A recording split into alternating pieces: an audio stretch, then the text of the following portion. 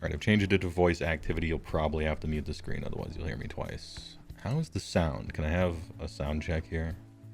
You sound fantastic. Your voice is crisp, caramel goodness surfing all over my earwax. Alright. Chill.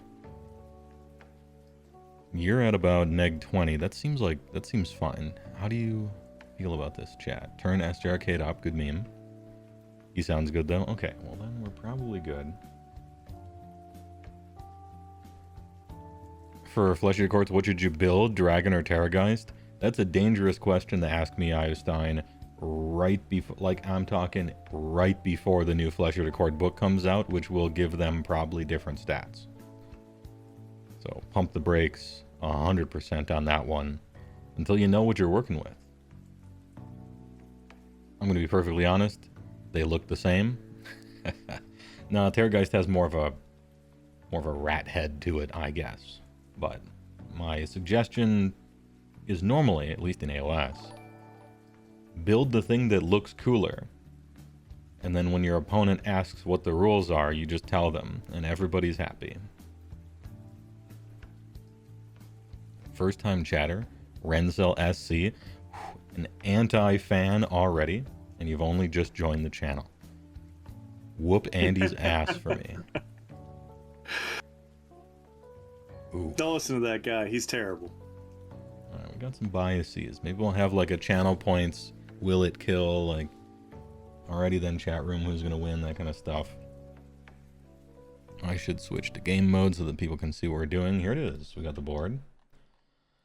Man, I haven't played a game of Age of Sigmar since Dragonfall. Will I even remember what my stuff does or how dice work? Only time may tell. What kind of table? So maybe some hills and tribes? Townscapes?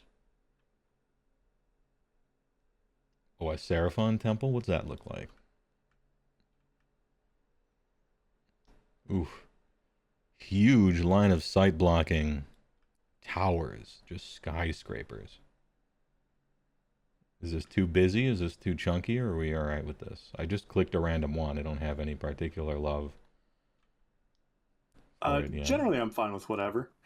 This one, I've found the Lizardman Pyramid tends to consume the entirety of an objective if the battle plan we're on lands with that. Well, what about this? Let's do the battle plan first. And then from there we can cycle through terrain and figure that out. Sounds dope, man. You got a preference towards which type of Cruelboyz list you're going on? I've got two that I could oscillate between. One's seen a bit of public play, one's more original. But I think both are pretty decent. Alright. Pretend I have never played against Cruelboyz before, and that won't be hard because I haven't. Oh, I didn't realize it was that kind of game. Okay. I managed to dodge them. Not necessarily even on purpose, it just happened. Which one's exciting? Cool. Anyway, let's bring them out. We'll see if chat is like super Alright. Yeah, man. So this one has been played a lot publicly. Double Vulture has the old Gobsprack, the current menace of this GHB. But very cool, kind of balanced, but has been played a lot publicly. The alternative that I've seen some decent success with is... Where is it?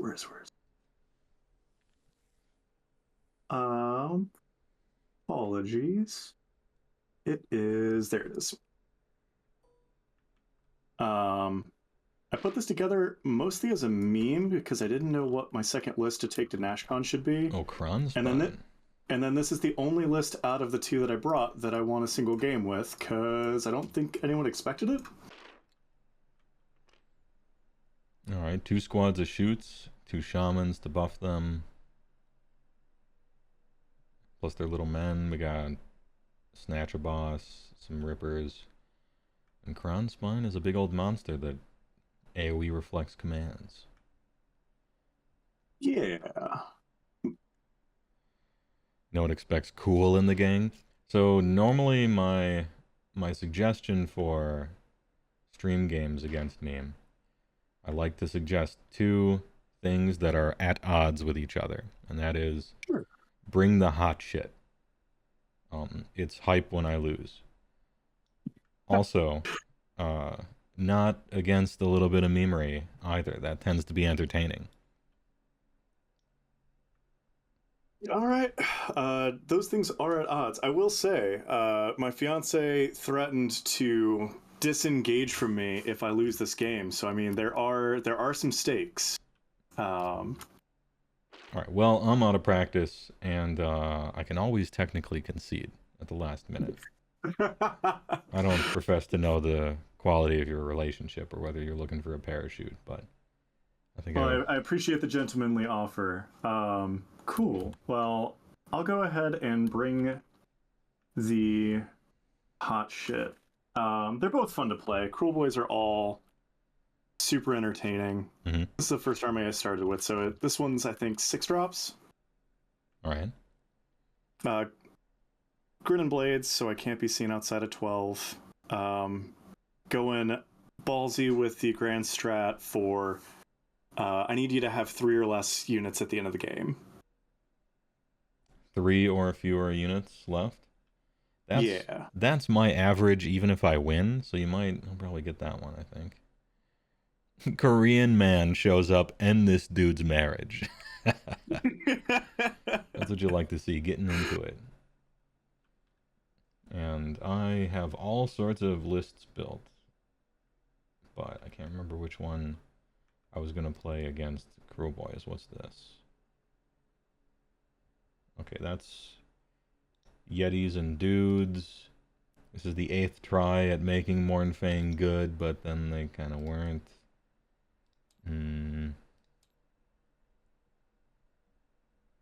This is very close to what I played at the event. Just roll 6s? Yeah, true. It's Upstein Wand. And then the Copium Kragnos list. For once, I think I'm off the the Kragnos train. No more Kragnos. He's very good and very fun. But dude, I feel like I just can't quite build a complete feeling army with him in Beastclaw any longer. Not after the point increases. And so this is probably, we'll do this one. I'm gonna find the list for it. We're gonna open up 100 tabs on the other monitor. We'll get the, I'm not endorsed by this exactly, but the reference sheet. Austin Weird Knobs does a good job with it. There are many good ones. His is one of them. Another Foxit reader. Hey, chill. Okay. Anyway, this one's pretty good, and it'll help me remember because it's been a while since I played. We got to get back into the spirit of it. Grand strategies, realm rules. What did I choose? Oh, we're in the Endatorian Locust phase. That's why Scragrod is good right now. Oh yeah, he's like anti this exact season in a sense. Yeah, something that kind of caught me off guard is his once per game 3d6 unbind. You're able to just huck additional primal dice at it, and he always benefits from if you unbind on a 10-up d6 mortals. Yeah. And it's kind of an unbinder's meta if you're able to do that, because you're favored a little bit from the unbinder side rather than the caster side, since you can't like critically fail unbinding something. There's no special rules for that like there is for casting. Oh yeah. Yeah, I was surprised. I heard somebody mumbling like, oh, you know, a lot of games Gobsprack doesn't do much because people will just stop casting. I was like, yeah, that seems a little hyperbolic, but if they really do stop casting, well, good. You don't want them to cast anyway, right? It's one of those like, man, this guy plays all these wastelands and stifles and stuff, so I just won't play lands. Well, good. I was trying to stop you from doing that anyway, so no problem. Yeah, it was just a little jarring how regularly that happens. You love to see it. All right, my I'm gonna put this on the other screen so it doesn't block the entire chat's view. My grand strat is and has always been Slaughter of Sorcery, but it sucks so bad that I'm changing it to Baron Icescape because it's kind of fitting with Beastclaw, you know, Everwinter. When the battle Yeah. ends, you complete this grand strategy if all enemy units that have artifacts are destroyed, and there are no enemy units within 6 inches of the century of the battlefield. So I'll put that one here. Baron Icescape. Oh no, I passed it. I passed it. Alright, there we go. Oh, it's because it was basic. I'm not basic. I'm Ogre Maw Tribes. I have my own book. There we go. And yours is Crumple Mall. What's Crumple Mall again? You just said it. I just need you to have 3 or fewer units by the end of the game. Me to have 3 or fewer units? Yes. Alright. Yeah, that's about the average, to be honest, at the end of a game. I think I said that before. So, probably alright. And then, how many points am I? Well, let's find out. I'm chilling at 1990.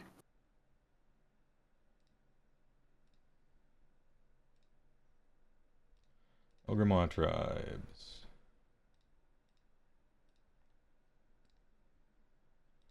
Alright, Frostlord on Stonehorn, and then triple Stonehorn Beast Rider, 1 Thunder Tusk. Ooh. Because we couldn't fit a 4th one in because they changed the points. Alright, Stonehorn Beast Rider, 3, and then Thunder Tusk. A Butcher and a Slaughtermaster. The points are also 1990.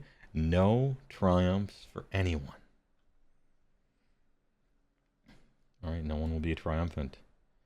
As far as the heroes and artifacts and stuff are concerned, the command trait for this guy is Voice of the Avalanche, which allows me to issue commands board wide with him. And once per game, I can issue a command for free. Nice. His mount trait is Rockhide, which means he's -1 to be wounded in melee and shooting. And his artifact is Arcane Tome, making him a wizard. So you got 1 unbinder? So Butcher is an unbinder, Slaughtermaster is an unbinder, and Frostsword. Ooh, trace unbinders. I got triple unbindies.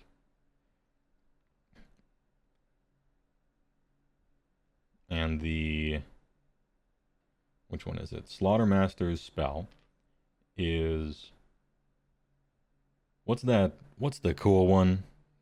Chat, the bonus one. What's that called? It's not Merciless Blizzard. It's the other one. Horcraft, what is it? I'm bad with names. Oh, Hoarfrost. Yeah, Hoarfrost. Slaughtermaster has Hoarfrost. Actually, I'm going to type it in his thing. And Butcher has Merciless Blizzard. The Horcrux. Yeah, the Horcrux. We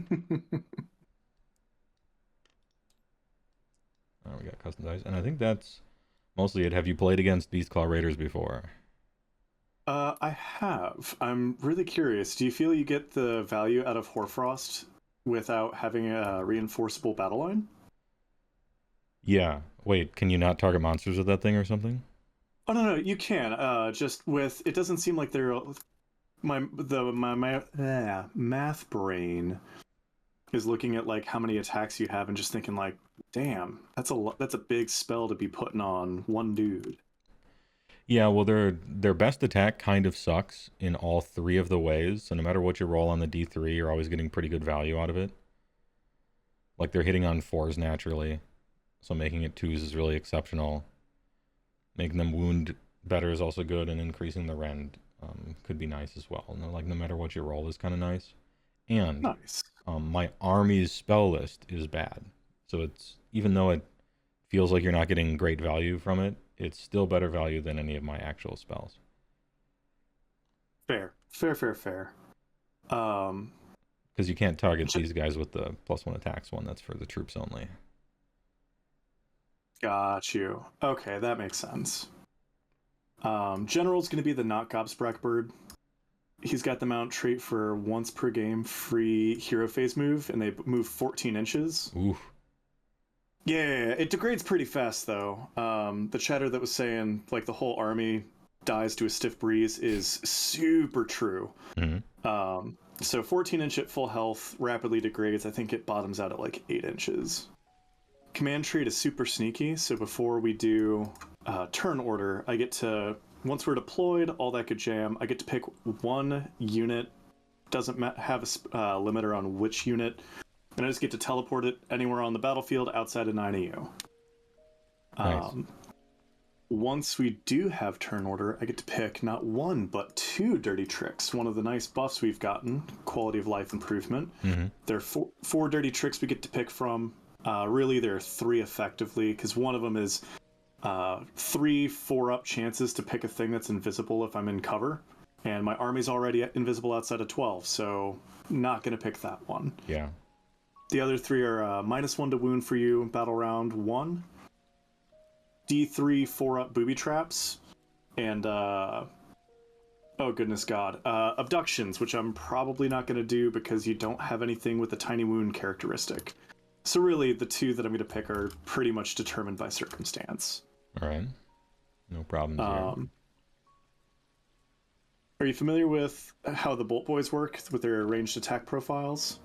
Yeah, they have one of those if you don't move, it's really long abilities, right? Yeah, and it's less attacks. If it gets shortened, I get twice as many attacks. The Beast Skewer bow against your army is kind of good. It doesn't get twice as many attacks, though. It just has a special wound characteristic. If it goes through, it's 2+. Then I roll d6 equal to your wound characteristic, and it 5-up. Each 5-up adds to that. I think it maxes out at 12. Sweet. That thing's gonna... What does this cost? 100 points? 80, if you can believe it. 80. You're gonna... I think even if you miss every time, the stress is gonna be worth the 80 points alone, I think. Even games where I don't have monsters to shoot it at, it serves as a pretty okay screen. At 80 points, it's not bad. Yeah. Got my spells listed on the shamans. I got a choke and mist for stopping you from running within a 6-inch radius bubble, and reduce the number of attacks in your melee profiles by 1. Sneaky Miasma is a free hero phase move for a monster. And I've got a dude with a blizzard, because why wouldn't you take a blizzard? Yeah, for sure. Sludge Raker is the named one, just because he's 10 points cheaper, and slaps a little bit harder, and I've already got my stuff on my general for mount trait, command trait, all that jam. But that's really the long and short of it, man. Any questions generally on Cruelboyz, or do you feel comfortable enough to get started? No, I think we'll get into it. If I run into something, we'll figure it out. Oh yeah, man. Do you have a battle plan you're particularly interested in testing out, or are we... Because I don't. I do not. I'm super fine with shuffling, or if there's one that you specifically don't like playing, I am also fine with that. I don't know. I think there's a random right-click and shuffle. All right, let's do it.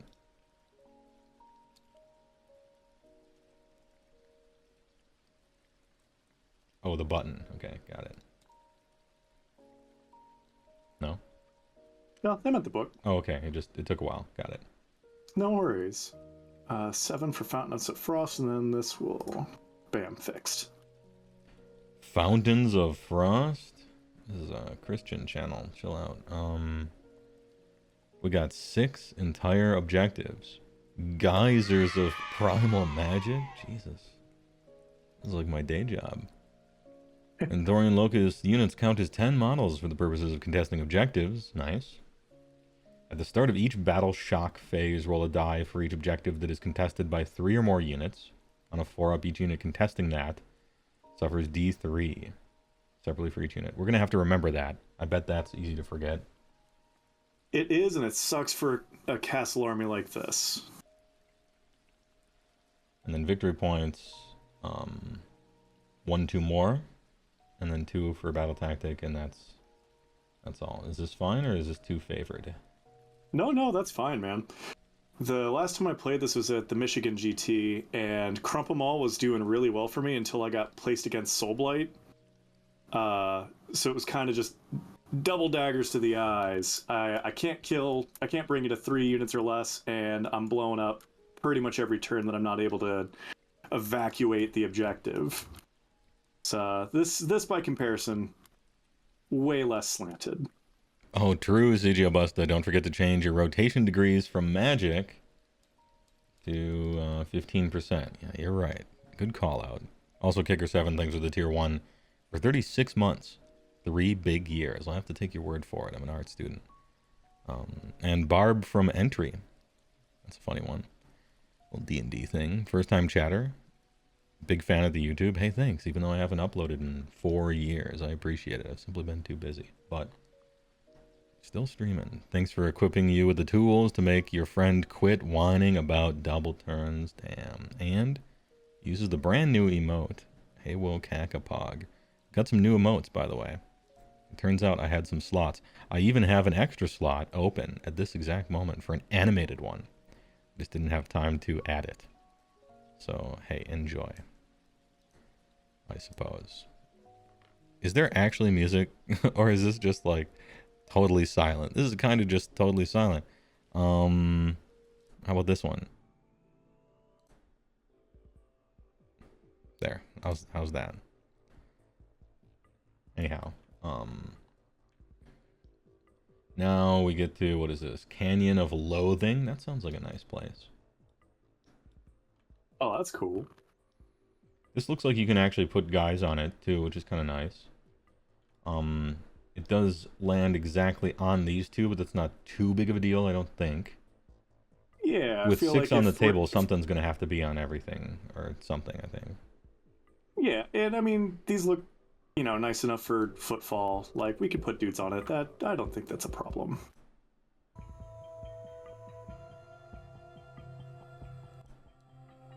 Is there even... Can you guys hear that? It's like the quietest YouTube playlist channel ever. Well, anyway, I suppose it's fine. I'm juggling a lot of stuff. Music is on. Okay.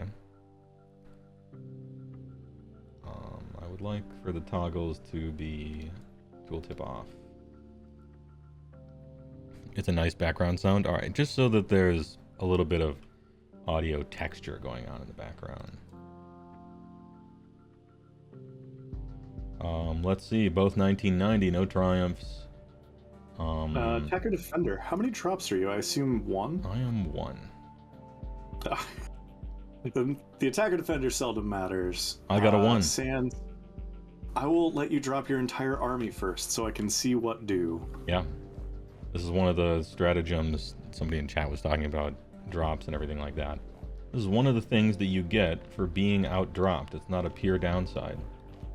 You get to see where all my stuff is, and then you can take your sweet time, put all your best,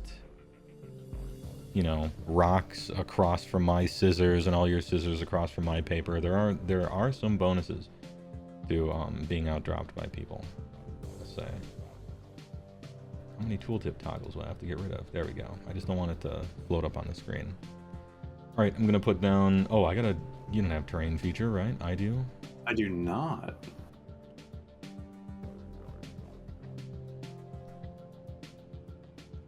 Has to be more than 3 from terrain. Can I get some measured movement on my man here? There we go.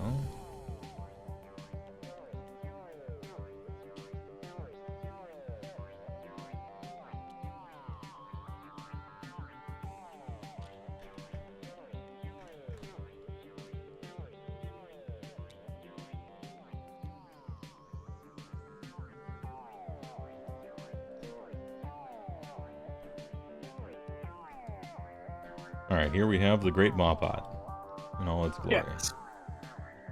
So that's down, and now I'm going to put stuff onto the table. All good.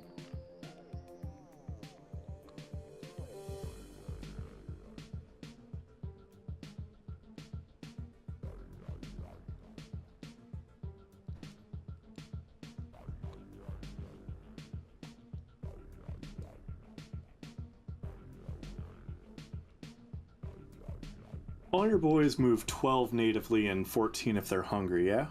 Yeah, except for this one here. This guy with the elephant tusks, he's a 10. And I don't mean out of 10. So he's 8 normally, 10 of hungry. And Dope. these guys are 12 normally, 14 of hungry, and then these two guys are 6 normally, 8 of hungry. Cool. As far as armor is concerned, this guy's a 3 up, 5 up. This guy is a 4 up with -1 to be hit in melee only. And then these three are 4 ups, 5 ups. Oh man, so you got some big 5-up ward energy. Yeah, I got a lot of 5 up wards, low number of wounds total for an army, but it's durable. Say, total number of wounds times, 1.35. Yeah, it's not bad. 5-up ward is punishing.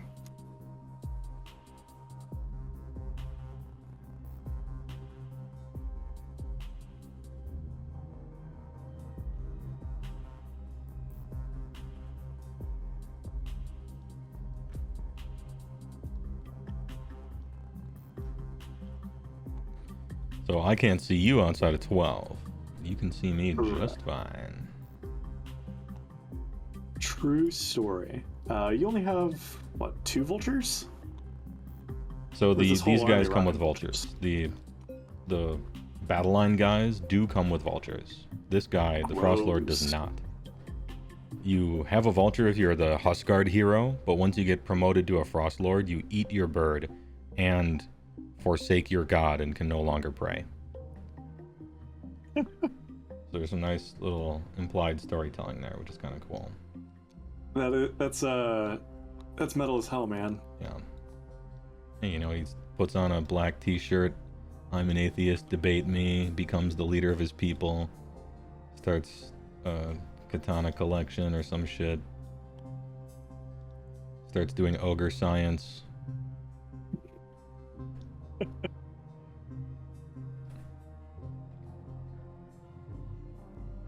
Alright, how's this? Am I okay with this? Just all over the place? You can appear anywhere outside of 9, right? Correct. There's one... Damn, it's nice deploying without having to be worried about a Kragnos aura of dealing damage to my own guys. That's kind of refreshing. Just offloading some of that internal memory. Yeah. I feel that. Not having a 2-up god that 3d6 charges everything, that's a little bit of a bummer, but, Alright, we'll do this. The wide strat is a bit disorienting. That's really cool. Yeah, I'm going wide, and it's just like, everything's the same. Stonehorn, Stonehorn, Stonehorn, it's pillars in a parking garage. I don't know, pick something to go after. Oh, and by the way, Blood Vultures do have unlimited range, but they require line of sight, so they will not get around your dirty trick. Ooh.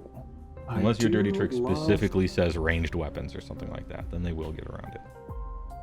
It just kills visibility. Then, you just can't see me for shooting, for abilities, for spells, for nothing. Then the birds can't see through it. The fog. Very, very cool. Wide and big, simply massive, yeah. In Magic, you go wide, you go tall, with either a big creature or a bunch of them. Well, you can be both. If your definition of a bunch is 5. Which it may or may not be if you're an Ogre player.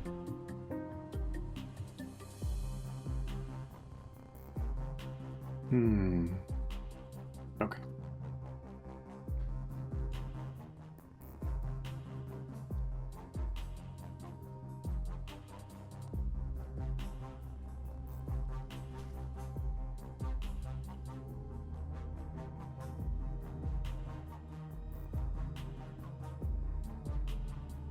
It's not a distraction Carnifex if your entire army is Carnifex. Yeah. There you go. I'm trying to make my opponent have to make the decisions. I'm not trying to have to make decisions.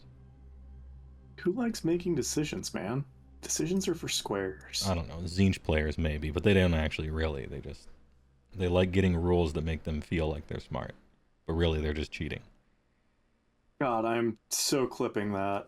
The homeboy who jumped in and was like, kick his ass! It's my brother-in-law, and he's a very good Zinch main. And by that I mean he hates fun. He's very good at denying fun. Mm-hmm. Yeah, that's having control in your game as a strategy is a good idea, even if it's there's a little bit of friction sometimes. Otherwise, the combo is just insane, right? Yeah, this is true. This is true. I will say, to his credit, he took my discovery that the Merknob 5-up spell ignore stacking. I did get to discover and enjoy that for a period, and he kept his composure like a straight-up champ. Played multiple games throwing literally his entire army into Cruelboyz and just Cruelboyz not caring about a thing he did. It was awesome. Let's see, your casty dudes are back there. Yeah, we're full backboarding. See, man, going wide and setting it so I can't tell if you're gonna do the classic you go first. Just all sorts of nimble. Okay. Yeah, 14's pretty good at cutting cross field or suddenly switching it up. At least until they're wounded. I also get slower when I get hurt. This is gonna look weird. I'm gonna hijack one of these. Oh, it's not going to look weird. It's going to look like exactly what you're supposed to do as an opponent who knows what overwhelming charge does. I carry around an extra base just to like put it places and see if I can land somewhere. Literally had my last opponent at NashCon do exactly that, and that was like the most awesome thing I had seen anybody do all weekend. Oh, you probably know, but let's point it out for the chat. What we're talking about, by the way, is the Stonehorn only, not Thundertusk over here. But the Stonehorn, if they charge, one of them can use a monster action which allows them to fly over enemy units, 3d6, and just land somewhere. And so if you have a Stonehorn-shaped circle behind your chaff, it's like the FBI kicking open your door meme, you know? And it's hard to play around it when your opponent is just like rolls the 18 or something, but you know, a reasonable amount you can keep yourself safe.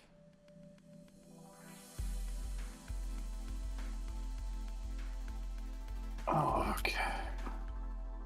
That boyo was placed. Close this. That is not closed. It is in fact open for business, and I'm not a fan. Alright, so I've already got two boyos chilling there. Put Sprecky Gab and no, I can unplug this up.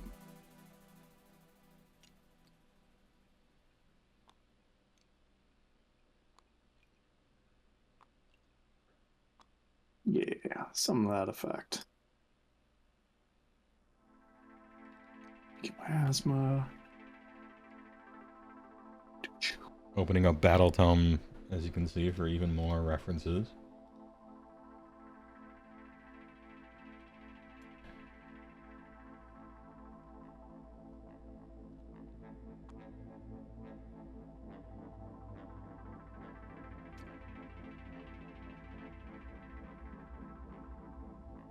Let's see.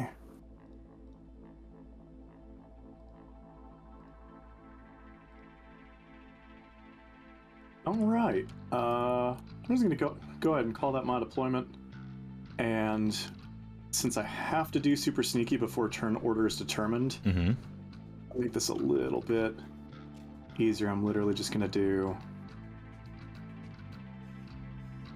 something to this effect. Tow these boys on, but generally just kind of keep them. They want you to forget about them. Yeah.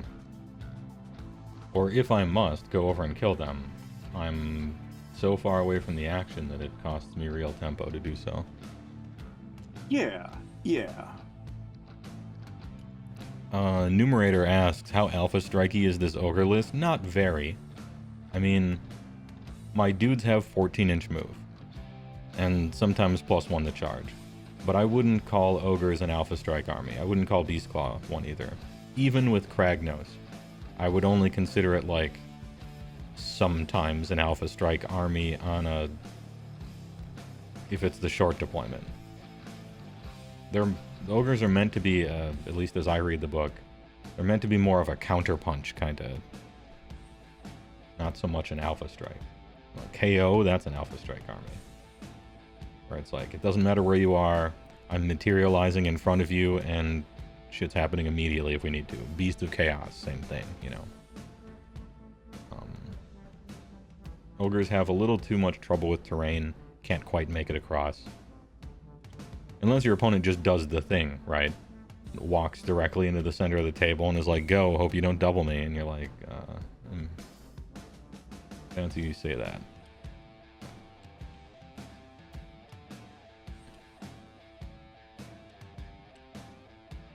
Shallow strike? Sure. Yeah, how about that? Alright, you moved your guys over here. I did. And then the other dirty tricks are going to require... So the first one doesn't require a roll. The first one just happens. Well, is it before or after we choose turn? Oh, thank you. Because the moving the guys was, but the dirty tricks didn't, right? That is correct. Once we pick turn order, then I'll pick 2 dirty tricks, one of which is going to be public knowledge regardless. You'll be -1 to wound. Round 1. But, yeah. Would you like first? Would you like me to go first? Alright, in a surprising mix-up, I'm going to take the first turn. Yeah, genuinely shocking. Cool. I never do this, but now that we're in front of a crowd, let's experiment. Sure. Yeah, man. So first sneaky dirty trick is going to be Noisy Racket. -1 to all melee attacks for you for the first battle round. Second one, I'm going to do Deadly Surprise. It's 3 4-up rolls, and I get 1. I get to pick a piece of terrain, and the first of your units to finish any movement within an inch of it. I roll a d6, rolling dice to roll dice, and on a 2-up, you'll take d6 mortal wounds. A 2-up, okay. So we rolled dice to roll, then a 2-up. Good. Yes. Good time management, Rules Riders. All right. And how many mortal wounds is it? D3? D6. Oh, okay. Another. Hey, that's a big dice roll. But yeah. You know the terrain piece and I don't, or we both do? I know the terrain piece and you don't. It can also be an objective. The limiter being it cannot be an objective or a terrain piece that is wholly in your territory. So literally, I can't pick the 2 pillars or your maw pot. Okay. I'm going to snap a quick photo of the battlefield, and if you ever trigger it, I mean, you can just stay an inch or 1.1 inch away from terrain the entire game. Yeah. Now, is this ever get within or end a movement within? Oh, the specifics. Let me get the book really quick. It's been played. Basically, if you finish a pile and you finish a charge, you finish a run, any movement lands you there. Let me get the specific wording. It is finishes a move. Okay. It's a specific word. So I can zoom across it as long as I end more than 1 from it. Oh, yeah. As I read it. Yeah, 100%. All right. Sounds good. But if for any reason you trigger it, I'll drop it in chat. it'll be a piece of terrain just circled. Sure. I have If that works for you. I think a 50-50 shot is to guess what it is. You know, I fancy myself trixier than I actually am. I don't think I've ever fooled anybody with this.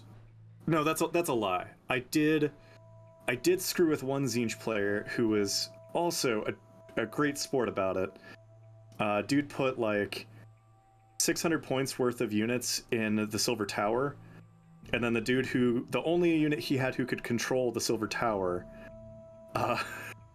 landed next to it, spiked a 6 on the d6, and lost a third of his army on his turn. It was glorious. Man, that risk versus reward on the Silver Tower guy, just like SJ Arcade in chat says, D6, that could be a 6. It's true. It could be a 6, and 1 out of 6 times it often will be.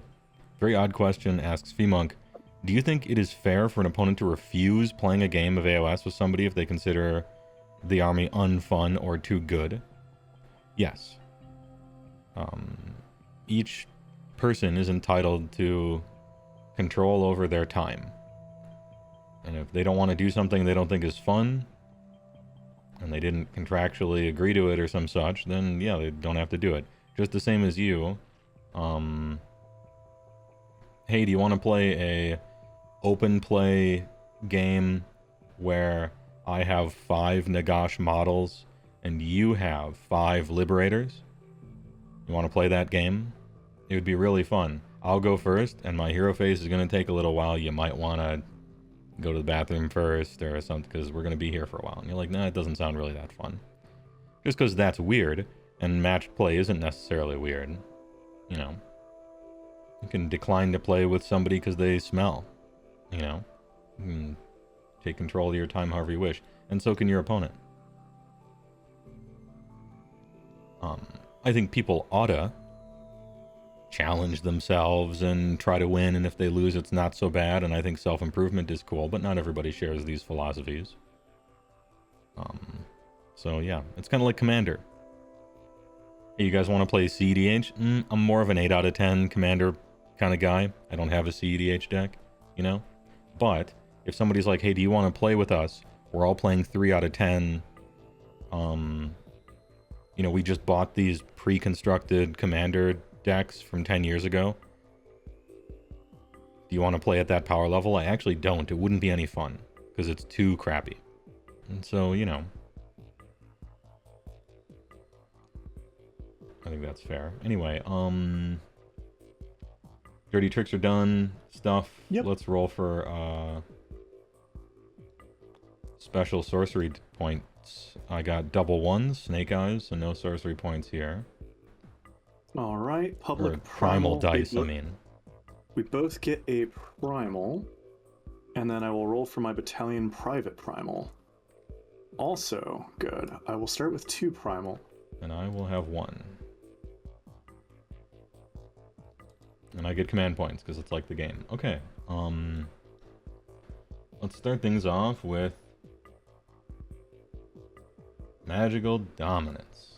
Because I don't imagine I'm going to be casting many spells successfully for the rest of this game. So I'll choose that one. And I'm outside of 30 because I made sure I was. Yeah, bigly.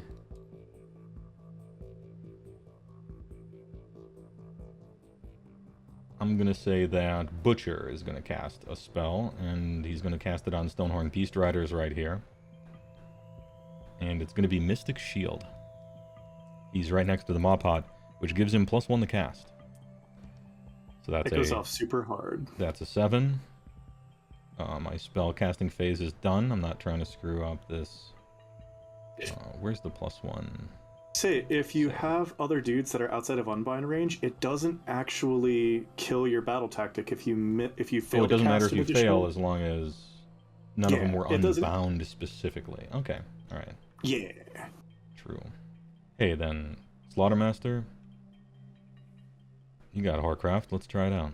He's also next to the Maw Pot. That's 8. Goes off on an 8. Beautiful. That spell has a target number of 8, right? Yes. It's the other one that's 10 or something. Yeah. Merciless Blizzard, yeah, it's 12. Or 12. And Rupture is also 10. All right, I'm gonna cast that on Stonehorn Beast Rider right next to him. You betcha. No, we'll put it on the... We'll suit this guy up here. On the +1 save man. The range of this spell is 12, I think. But I could look it up. Holy and 12. Easy money. I'll roll my d3. It's a 3. So I'm going to give him Ren 3. And I assume that's to the profile with the most attacks. Yeah, for ease of use, I'm always targeting the big horns, because they got 6 attacks and they're the good ones. So, +1 rend on specifically the horns. They do have 6 attacks. They do have 6 attacks. I mean, it's 4s and 3s, so kind of random, but then damage 4 on the charge, etc., etc. Oh, brutal. And then way over here, Frostbite on Stonehorn is not going to cast anything. Because he only knows Mystic Shield. He doesn't know Arcane Bolt? He does, but I'm due for a Snake Eyes. I'm due for so we'll chill. Slaughtermaster is going to use his Disgusting Reach into the Pot ability, which is a 1d6 for a 3. That is Spine Marrow. Pick one friendly ogre unit wholly within 12. Add 1 to wound rolls for attacks made with melee weapons by that unit till the start of your next hero phase. We're gonna sweeten the deal of appearing next to this guy and just killing him. We're putting every buff on this guy. Let's do it. Max buffs. So this guy also has +1 to wound as well. He is charging up.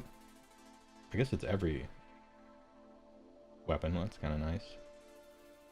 Alright, no prayers. Nothing else to do in the hero phase. Ooh. I'm done. Yeah, my man is jacked. That is true. It's time to move.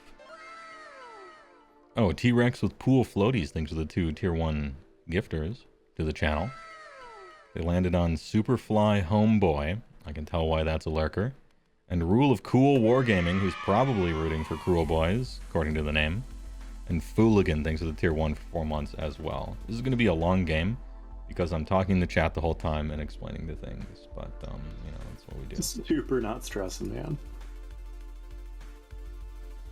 Is it within 1 of terrain? That's the special thing. Yeah. Alright, I'll do that with that guy. Or objectives. Technically. Oh no. All right, or objectives. Well, let's just get outside of 1 there.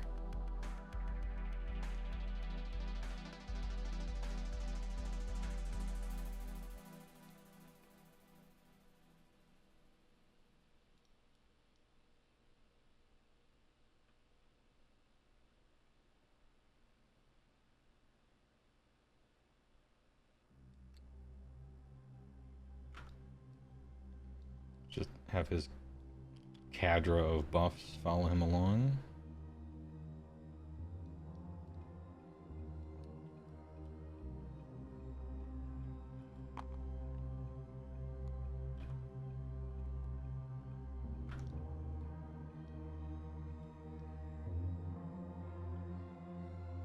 You guys are chilling.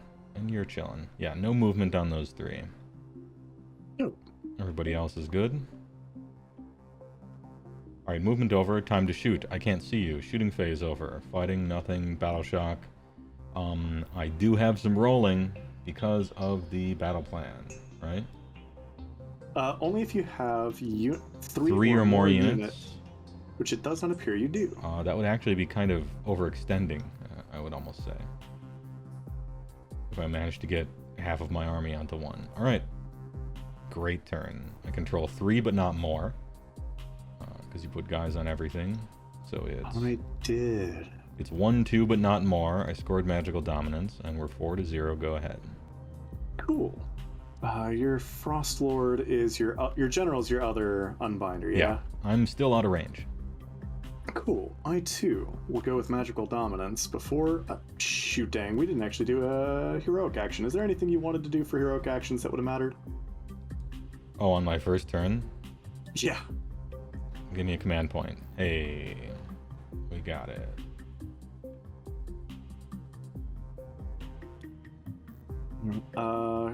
In hindsight, yeah, silly question, but we'll do magical dominance. Public primal, yes, putting me at 3 and you at 2, and then private primal, no.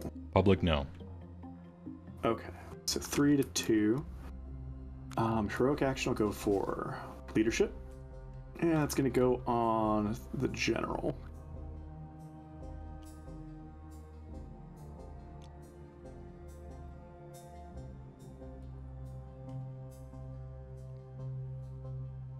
Let's see, casting. Let's go with Swamp Caller Shaman. I'll go ahead and he's a double caster for the silly Andoran rule. We'll start with his War Scroll spell. Goes off on a 7. It does. Goes off on an 8. That is a board-wide -1 to charge for you, and a board-wide +1 to charge for me. Oof. It is Cruelboyz keyword locked, so you won't see that in Big Wah. Oh, this is one of the few ones that doesn't flip into a minus. It's too bad. And I'll go ahead and throw a Mystic Shield, because why not? Goes off on a 6, and I'll just drop that on 12 inches. Not Okay. close enough there. I'll just drop it on Scumdrak. Alright, can we get rid of the table dust? I mean, it does add a certain atmosphere, but do you have any clue as to how to do that, or are we just dealing with it? There's a focus marker. There might be like a marker somewhere for animations. Continue with your turn. Maybe somebody in chat will know. Yeah, no worries. Go ahead and drop the +1 to save on Scumdrak. And I do believe you are in range of this boy. No. Oh man, cool. I just have an open casting phase. Yeah. Dope.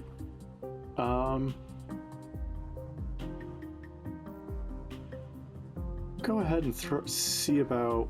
Is it worth throwing a choking mist here? 24, and then 6. Don't think I love tap him the way he would need to be love tapped. Okay. Ooh, but from Gobsprak though. Yes. Okay. I'll try and throw a choking mist from Gobsprak. Goes off on an 8, and I'm gonna just drop.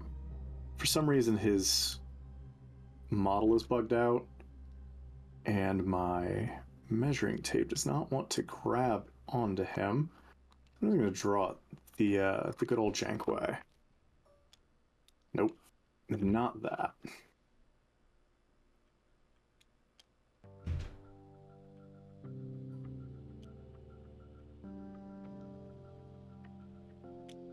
All right, so I'm going to drop a point right here, and within 6 inches of that, looks like I have both of these boys. They cannot run, and they get -1 to all of their melee profile attacks until my next hero phase. Let's see.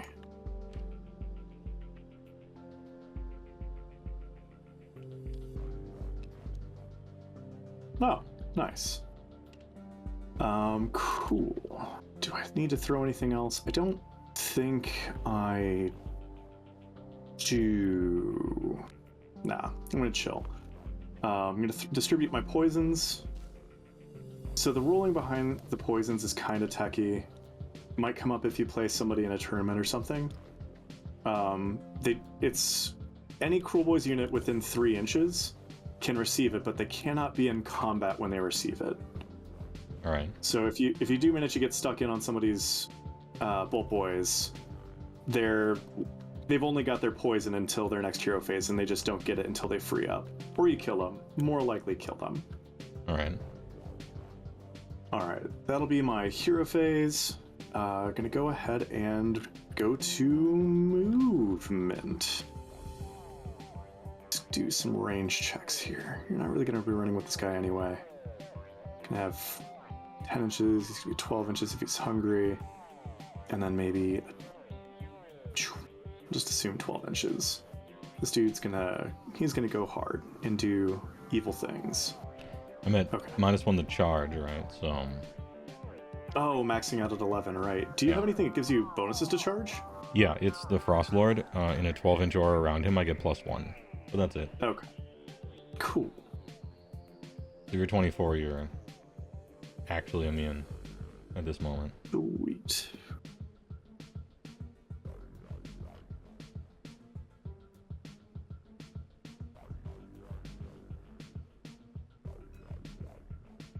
Yeah, Goddess Rex just gonna eke up and chill right outside of getting charged range. Let's see. Range check here. I don't think you... Ooh, you did. Okay. Okay, cool. Cool. Gonna run this here Shaman with Choke and Mist. He is in a big hurry. He's gonna move 9 inches. The other thing with Cruelboyz, aside from dudes who are mounted, they all move at effectively the speed of a wet fart. It is a painfully slow army. Are Everything's they all 6 5. or 5? 5. So they're a Stormcast speed army. Yeah, minus the, army-wide teleports. Minus the deep striking teleports. and translocating. Yeah. And just pretty choosing to much. play mounted guys that are 10 anyway. Yep. Alright, we'll move these Bolt Boys up a stooch. You're gonna chill here on this podium because it makes him feel cool. How is Bastion 6? He's a hero. Also long legs.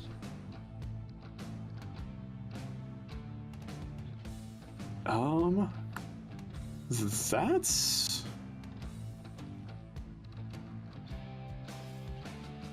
You know what? I will also run these hot rods. They're going to also be in something resembling a hurry. They're gonna just chill. They're hobbling. Yeah. Just immediately outside of my deployment zone.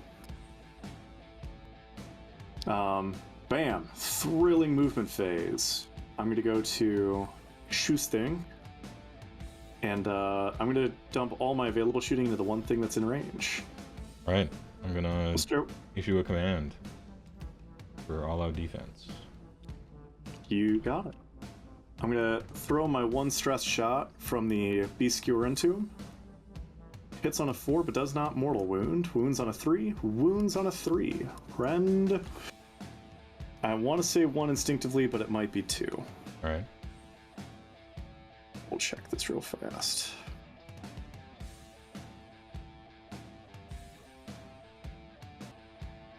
It is Ren 2. Alright, so he's on a 5. Fail. And how many wounds does he have? Stonehorn Beast Riders are on... I can't believe I forgot this. The Audacity. Yeah. I think they're all 15, and the heroes are 16.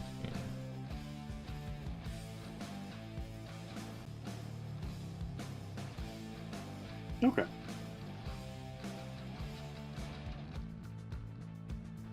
Nope. 14. Nope, they're all 16 and the heroes are 17. Oh, because of Beastclaw, or Boulderhead, yeah. It's a special thing. Yo, cool. So you get to roll more dice. I love rolling more dice. So there should be 16 dice here. The game Is he minus one to hit in shooting as well? No, he is not.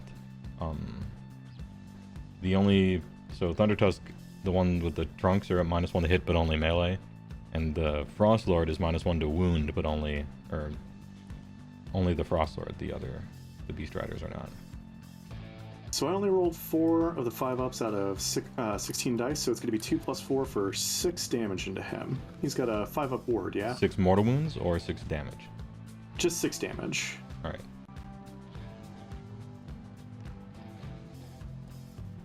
Alright, looking for 5-ups. 1. 5 damage. Take the big 5. Cool. And from the was a Bolt Boy unit that... a pretty low roll, and it ended up being 5 big ones. Not bad. Yeah, not terrible. Not terrible. So I'll have 7 shots from the unit that didn't move. 1 each plus an extra 1 for the leader.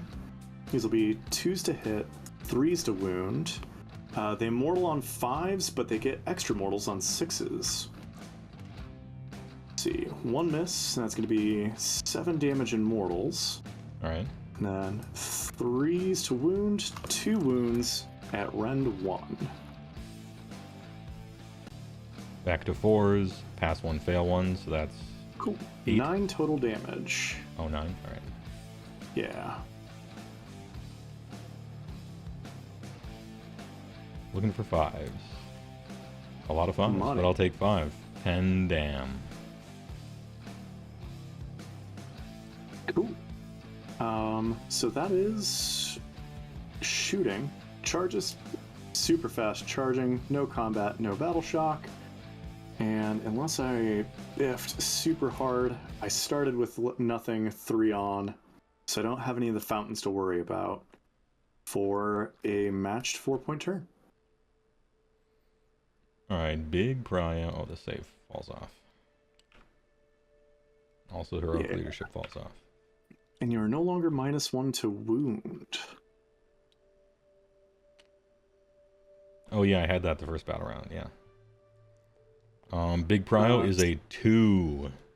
That's a 6 for me. Your choice. I'm going to go ahead and give it to you. Yeah, I probably would have as well. Let's maintain control, right? That's we got a tutorial in the chat. Unlock terrain feature, grab and drag it away, but don't drop it, and then have the other player locate the node generating the vape cloud and delete it, and then click escape on your keyboard to set the terrain back in again. Alright, we'll try it. Toggles, unlock, move away. I think I see the vape cloud, that square right there. Oh, unlocked.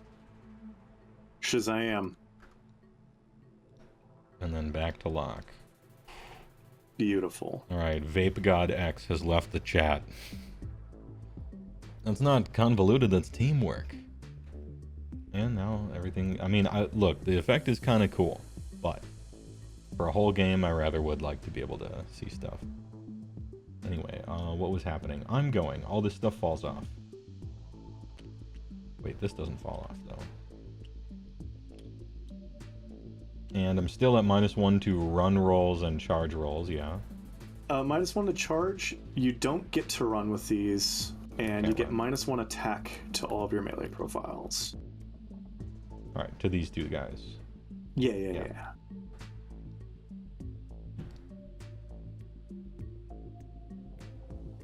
Alright, let's see.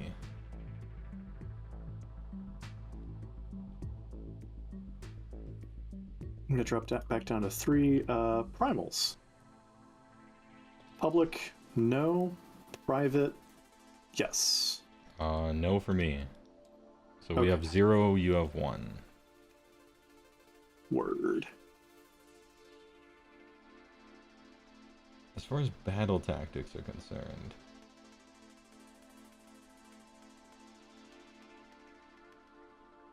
I'm thinking more friendly units outside my territory than there are friendly units in. That could be okay. The territory is just this line, right? So that's not too big of a deal. Oh, at the end of the turn, but this guy's going to be dead at the end of turn. And that would lead it to be a tie, and it would fail. Well, this guy can run, it's just these two can't. Correct. So he's probably marked safe. In a certain sense.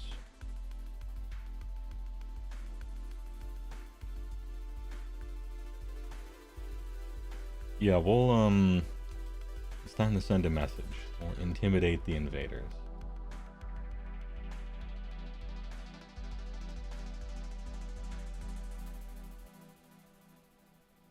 And then, how many... You didn't... I don't think you moved like anybody. Gobsprak is maybe in range. No. Alright, so is this just free spells for the whole game, I guess? For both of us. Unless there's a wizard somewhere that I'm missing. No, there's not. If there is, it's purely accidental, but I'm pretty confident that all my Swamp Kalas are chilling it back in safety, and Gobsprak's my only non-Swamp Kala. Alright, let's cast some spells. Frostsword on Stonehorn, gonna cast Mystic Shield. And get a 6. So we'll put a +1 to save on the guy who's gonna die.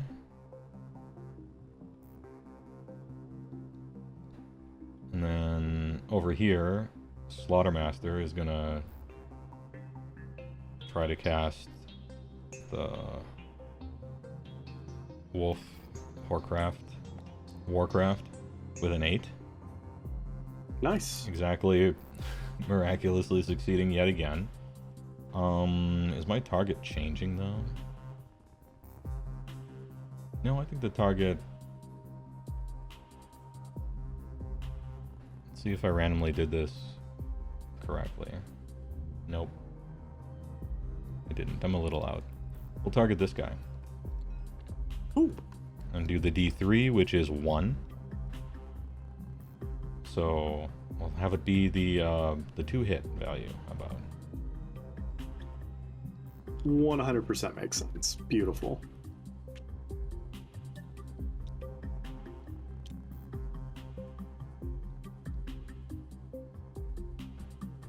And then, I forgot to do this round 1. Whenever I successfully cast or unbind a spell, I have to roll on a table, and I might take a mortal wound. I don't, so we're good. And I'll do this for round 1 too, okay, I don't, and then for the Butcher, I don't. Okay, we're good. What does that to you? Who hurt you? The quality of being an ogre. Like, it's on Slaughtermaster and Butcher's War Scroll. If they succeed at casting or unbinding a spell, I roll a die. And sometimes they heal themselves, and sometimes they hurt themselves. Just bonked with that heavy destruction magic. They're like eating really fast because they're like gastromancers, and they choke on some spine nugget or something. I don't know what it is.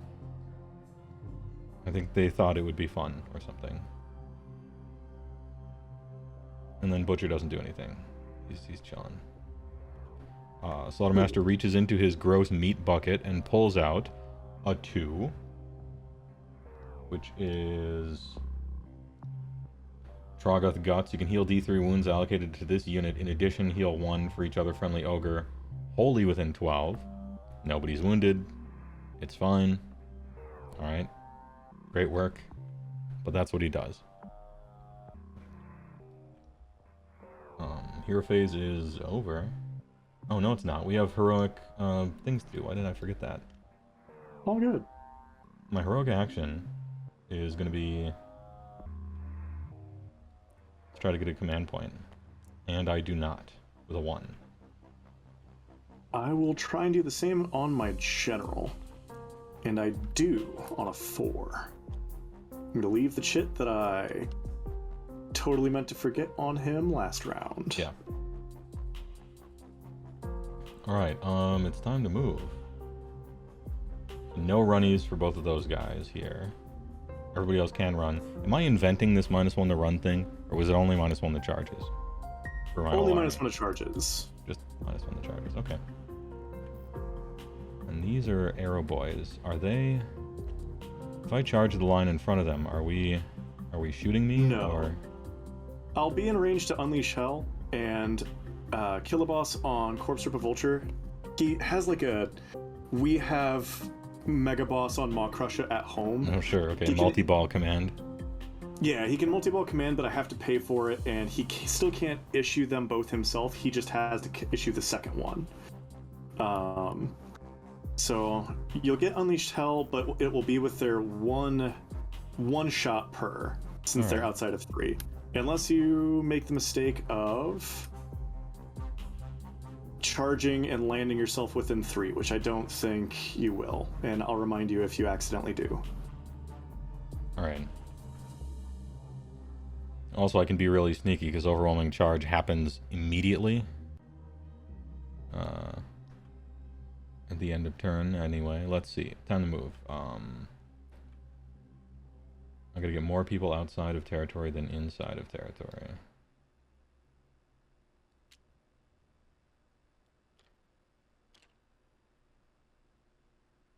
Any 9s where this guy is right here? Any 9s? Yeah, like 9 aways. Probably looks like 11 maybe. So. Yeah, I don't think so. Nah. You're good. Alright. This guy, though. Your teleport thing, that was a dirty trick at the very beginning, right?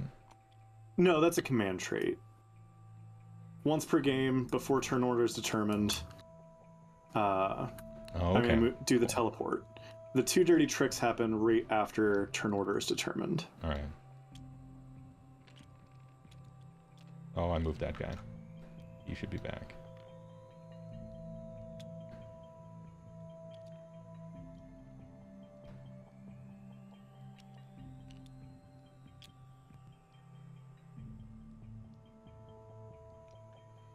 But let's get out of our territory like I said I would, huh? Okay.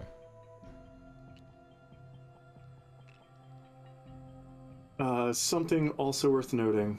We have a once per game WA, like all orc armies.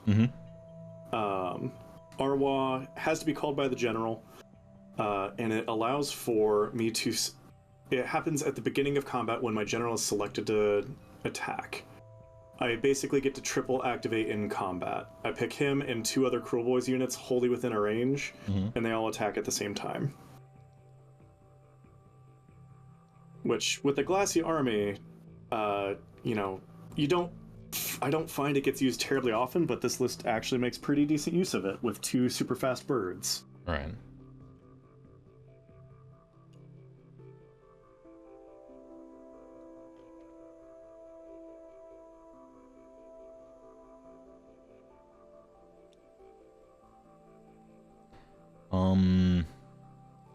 Yeah, I think I will go the full 14. Unless it's less than 3, I can't see from my angle right now.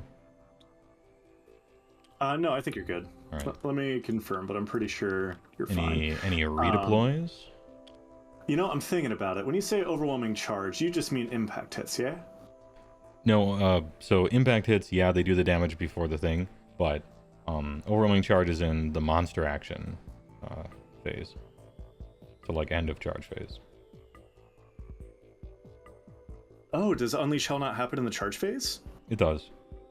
Okay, so I would get to Unleash Hell before you get to do your monstrous rampage. Yeah, but after the impact hits. Which may matter, but probably won't because you're mostly protected here.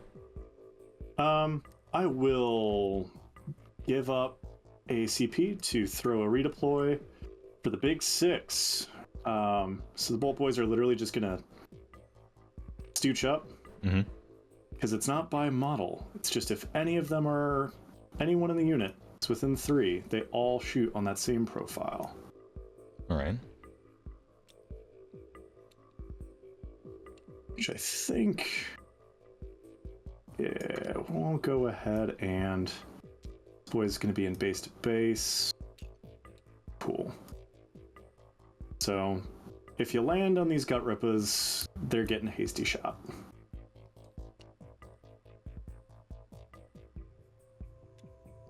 So if I roll a really high charge and land maybe within a ½ inch, it's possible, but I'd have to remeasure later. Over here... We'll go ahead and just make that... Can we make that impossible? Yeah. We'll go ahead and just make that impossible on this unit, but if you move to the Gut Rippers, over here, you're probably fine. Oh, I don't fly over terrain, just over models, so. Dope. Alright, Frostlord moving up. Wave 2.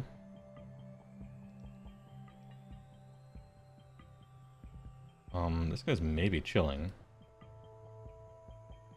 Unless I can run him entirely over this thing. Oh, for sure I can. If I feel like it. You know, thematically appropriate to Thanksgiving. He's just chilling and having a really good meal back here. Yeah, he's just barbing. And you got some shooters back there as well, I can see.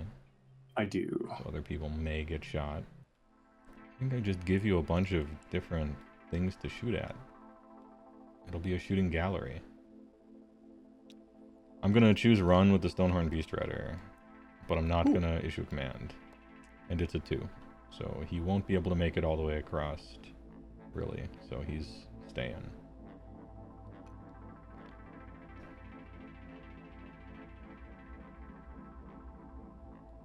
Slaughtermaster's running. Also with a 2, so he can go 10. Which is... we'll say 2.5 up. Sure. And then... like 7.5 over, I guess. Yeah, it works for me, man.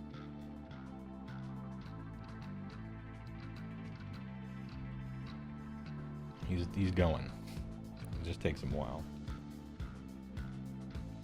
Okay, that's all that. Time to shoot, and I do have some shoots, but not a lot. These shoots are in range here.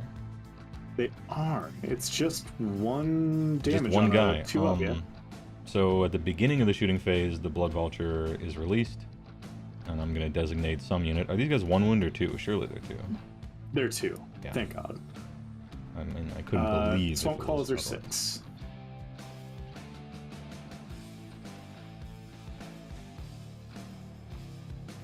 These are Gut Rippers out front here, huh? Gut Rippers are 2. Yeah. Probably everything's 2, right? Everything's Well, 2 except maybe these for the Hot Rods. Hobgrots are not, yeah. 1 wound, 6 up save, bravery like nothing. You know, I'm going to put it on the kill bow. Oof. 1 mortal wound. Ooh, he will be at 4 HP. Actually, am I allowed? Yeah, it's 8.5. I count down, so you'll always see the wounds remaining on my life counters. Sure, okay. And then he's got a harpoon bazooka that hits on 4s and misses, and that's all for my ranged. Now it's time for the fun phase, but I'm at -1 the charge rolls. Indeed. But I'm within this guy's aura, which is 12. And so I'm at +1 the charge rolls, so we're just straight rolling. Cool. It's a 4, which is actually a 3, which I think fails, so let's try to reroll it. No, it's +1 -1, right? So a 4 oh, you're would right, be it is a 4. 4. It's No, actually just a fails. It fail. has to be 4.5, yeah. Just as planned. Alright, I'll re-roll it. You got me. Hey, how about a 7? 7 does it. That's a little better. Can I get... how far over here can I get?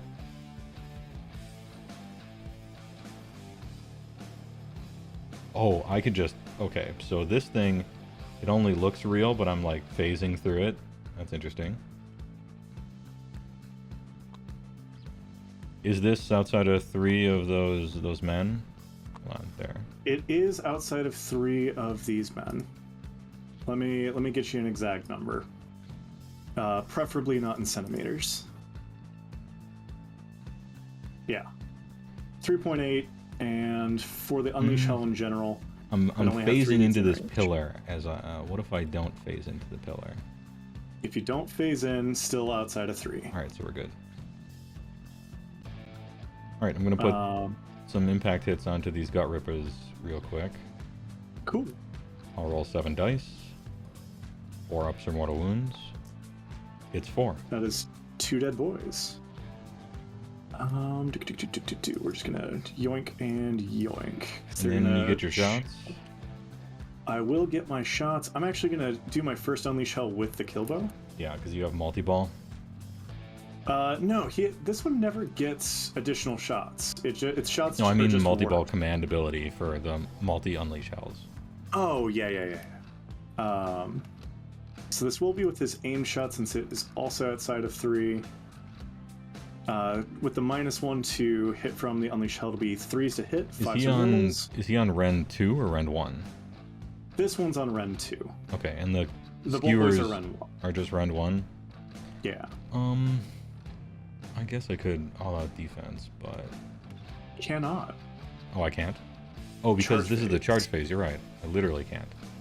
Then go ahead. So hits, wounds, Ren 2. Alright, I have +1, so I'm on 5s. Fail. Ooh. Is So he let's dead? throw He could be dead. 2 plus, not dead. Oh, geez. So total of 6 damage. I need you to fail. Do me a solid, man, and just fail all 6 of these 5-up saves. He would be dead. They have 16.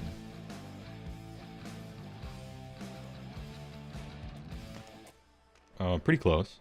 I'll take 4. Okay. And I will spend the second CP from the Killer Boss, and I'm going to get, I think, I only have 3 boys in range, but I think one of them's the leader. Definitely 3. Definitely not the leader. So only 3 shots. This will be He's still maybe dead.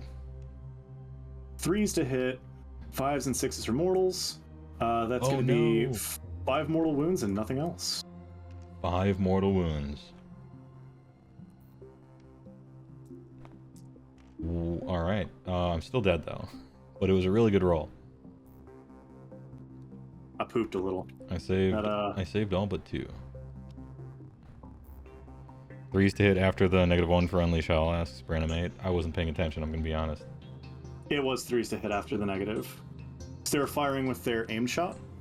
So normally 2s to hit, -1 puts them on 3s to hit. Didn't matter because I missed with all of them except for the mortals, which is Cruelboyz, TMCR. Alright, the turn is yours.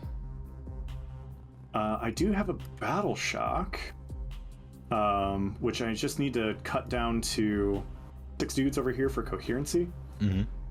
So what? Oh, I they're got a whole usually bunch of people on this objective. I gotta roll the thing.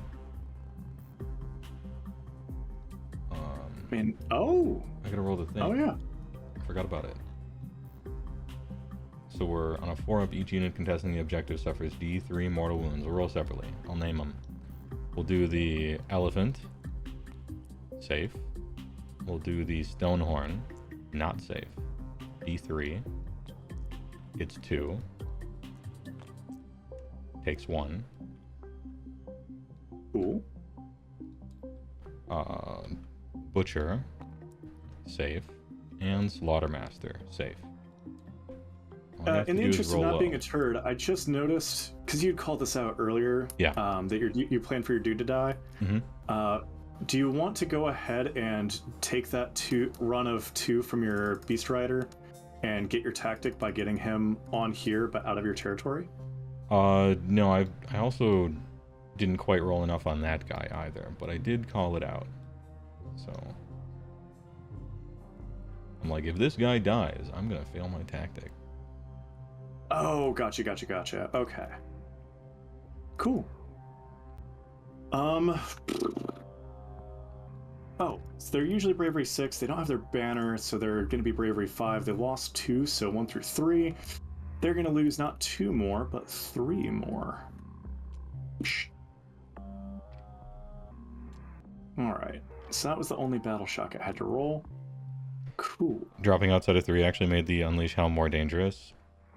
Maybe only because I was in range of Beast Skewer. Like, I could have gone the other direction, you know? Yeah, he's 100% right. More shots. I'm fishing for mortals anyway, so the weight of dice is what I'm looking for as a Cruelboyz player. And I'm like, he's only got 1 shot. He's not going to hit every time. And I won't fail my save every time. And that was wrong, but, you know, you got the whole game ahead of you. Also true. Oh, inside 3, he wouldn't have been able to aim shot. Oh, really? Okay. Inside 3 I wouldn't have been able to aim shot, but I would have gotten hasty shots. So I would have been for hitting more, on more 5s. attacks, I see. Yes, I would have only been hitting on 5s, but I only want to hit on 5s anyway. So would have probably same outcome. Public primal, yes. Private primal, no. Yes. So we Cool. get 2 public. I'll be at 3 primal. Think in tactics. I will go with surround and destroy.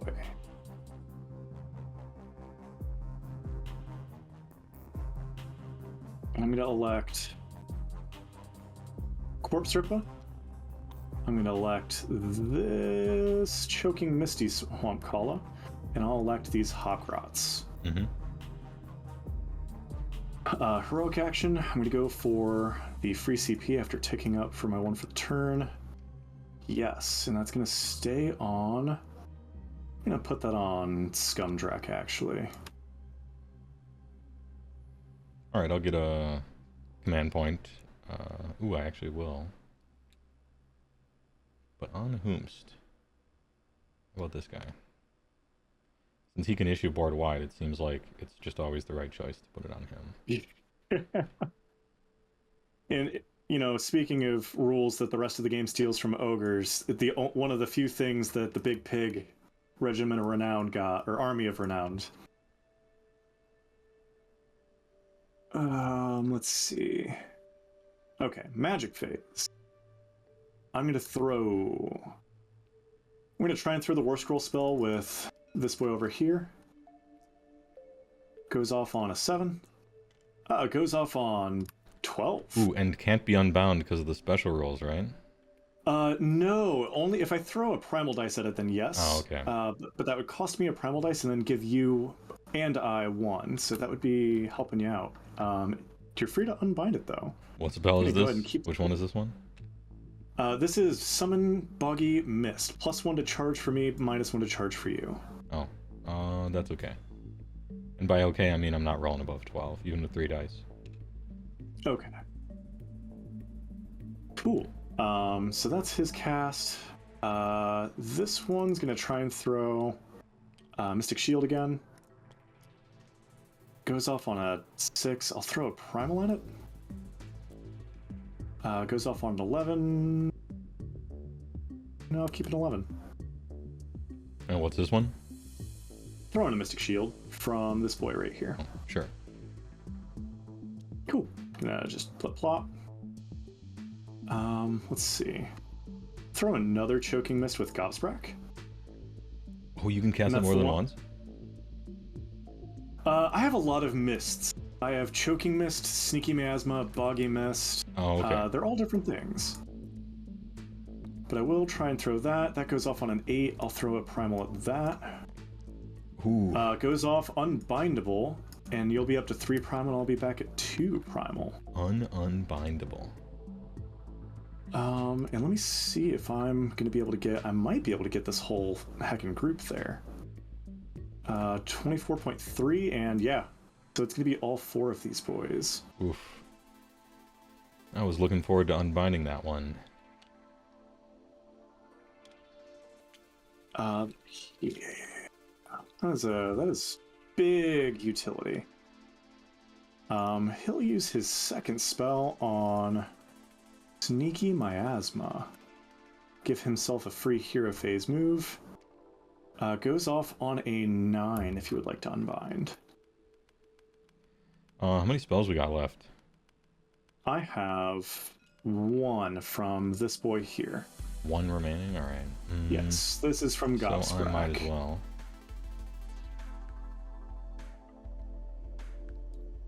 Yeah, I'll try to stop it with this this butcher here. You got a 9? Yeah. I got a 7. I suppose I could add a die to it. 8, 9, 10. Ooh, No movement for me. He succeeded at unbinding, so he might hurt himself. He does not. He's safe. Ooh. And then I will throw my last spell. I'm going to throw an arcane bolt with my last dude. Goes off on a 10. Your Frostlord on Stonehorn is in range. True. Yeah, might as well. Let's give her a try. 9? And you got what, a 10? Yeah, and I didn't throw any primal at it. If you throw your 2 primal, it's just done. Yeah. And that is my last spell. Is this the top? Yeah, this is the top of the battle round, right? Or no, this is the bottom of the battle round, so I might as well. Yeah, there's no reason and not it's to. the last spell. There we go. Correct. Cool. No bolt. All right. Poisons are going to stay exactly where they were in the first round. And let's... I need to make sure he gets where he's going. So is 14 inches. 14 plus... guaranteed 1. I'm going to go ahead and...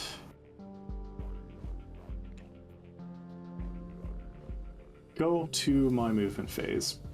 I'm going to use this temp CP to auto 6 run him for 20 inches. And just guarantee that I'm going to get him outside of territory and chillin' there. Tactics secured.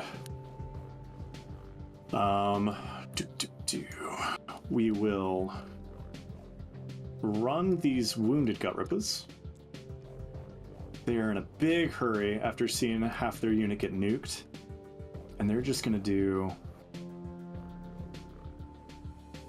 this. Just kind of string being along.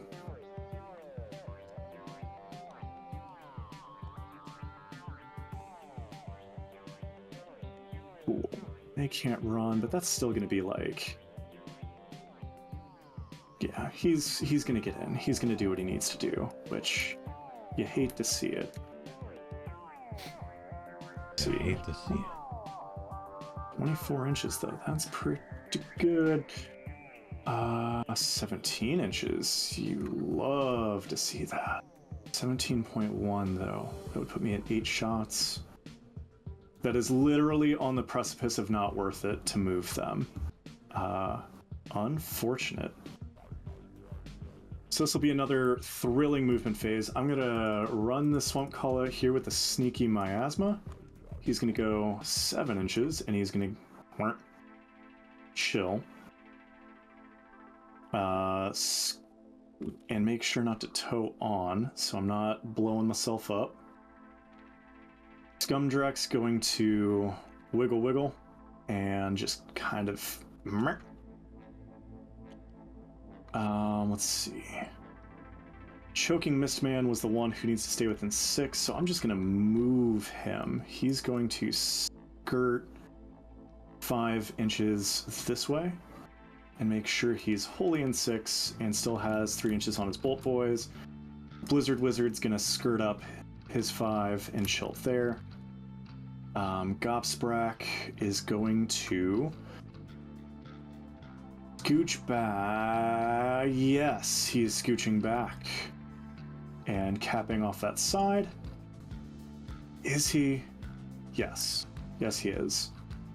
And then we'll go to Shoesting. We'll start. Shart. I'm going to start by throwing the 7 shots from these man skewers over here into your general. All right. Pull out defense.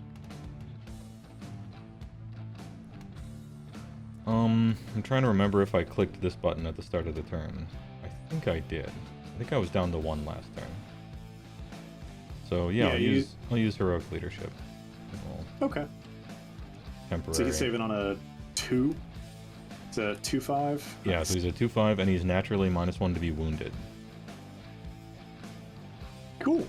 So 2s to hit, 3s to wound, 5s are mortals, 6s are bonus mortals. That's going to be 1 miss, 6 damage in mortals, and 3 saves at Ren 1. Alright, we'll do the 3 saves at Ren 1. Looking for 3s.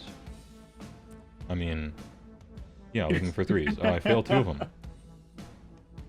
Total of 8 damage. All right. I'll take 6. Cool. He's got, what, 18 life? 17. Gross. Cool. I will throw the Beast Skewer into him. That is straight mortals. Oh, okay. So it's going to be 3 plus, you said he's 18 wounds? 17. 17. Apologies.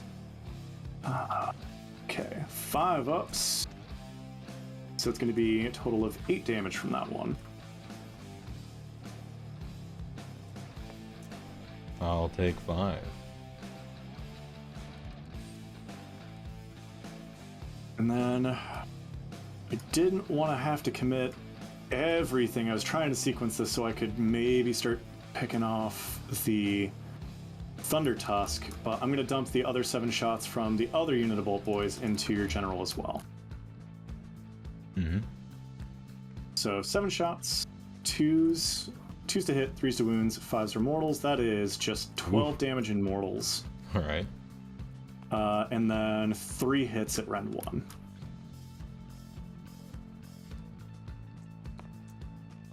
Fail 2. So 16 ward saves.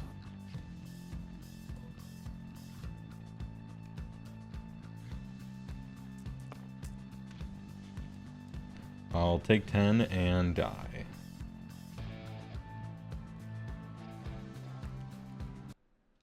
That is my shooting phase. That is my charge phase, combat, and battle shock phase. Still only Wait, 4 it's point not turn. each battle shock, is it? Hold up. It is each. Oh no. That's All the right. suckfest that is this one. Let me confirm so I'm not being a total doofus here. Yeah, I just But looked at yeah. it. It just occurred to me this moment. So this is for the Thunder Tusk. He'll take 1. This is for the Stonehorn. Safe. This is for the Butcher. Safe. And Slaughtermaster. Safe. Okay. Cool. So 8, and back to Prio. Big Game Prio. is just Hey, I got a 6. got a 6 as well, and you break ties. Alright, let's see. I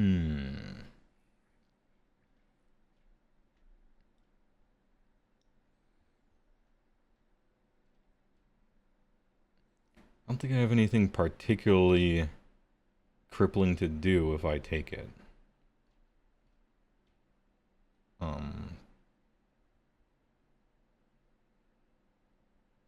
But I think I just die and lose if I don't.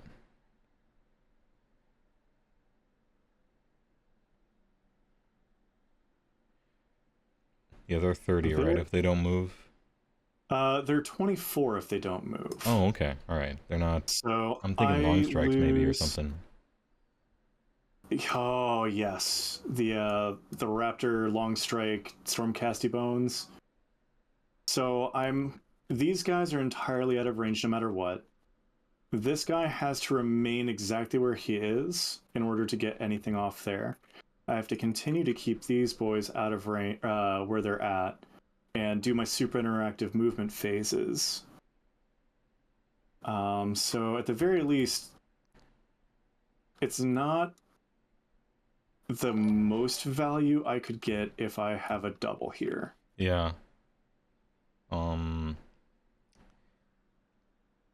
I can score 1, 2, 3 more on a battle tactic, I suppose, but I think I can probably do that at the bottom of the round as well. Surely the kill bow is done, right? Gambler's Fallacy, I'm good for it rolling a 1. So, I always come in assuming it's just going to roll 1s. Yeah. But yes. But then again, if I give it to you, But I have then another battle round of sitting here and taking D3 mortal wounds on this thing. That's fine. That's not I roll pretty low, so it's only one guy per turn. Yeah, I think I'll give it to you. Okay. So Boggy Mist falls off. Thanks for the follow, Mr. Frog. This falls off. Poisons are gonna stay where they're at. Yeah, I'm kind of thinking about that, Kahi. It's in retrospect, it seems to me this is like the one BCR matchup where you actually do just push everything to the middle. Turn one. And then just charge with everything. Like going in one at a time just means I lose an important piece every turn and nothing happens. I think I actually do have to like try to be the aggressor in future. Let's see. 1, 2, 3, 4, 5, 6, 7, 8, 9, 10, 11, 12. If I want to do Intimidate, I need to get 7 of these dudes out. I've got 2 right now. 3, 4, 5. Hose? I could... So I'm not going to be shooting with this guys anyway. I'm gonna... But if I get him killed, be in the same situation. Dropped Intimidate. I'll go for Intimidate. All right. Public Primal. Yes. Private Primal. No. No from me. All right, so we both got 1. I'll go for Heroic. I will not. What am I going to do here? I'm going to try and. Yeah, I'll Heroic Leadership. Sweet. It's going to stay on my Force Sherpa. Same. I fail. Okay. Casting. Gosprak's going to try and throw Boggy Mist and not Boggy Mist, I'm sorry. The Choking Mist. 6. I will throw a Primal at it because I really like you having less attacks. Goes off on a 12. And that's Gobsprak doing it. 30.2, huh? Alright. Well, that'll go off. You have one with your Butcher, yeah? Yeah, but I care about a different spell more. Okay. Cool. I'm going to keep the targets the same. So that Squadron of 4 is going to stay choking. General's dead, 2-up succeeds. Oh yeah, that's right. General's dead. So I actually did succeed with that because it's a 2-up. Oh, dope. Good catch. Thanks, chat. Thanks, Frog. It's nice of you to say.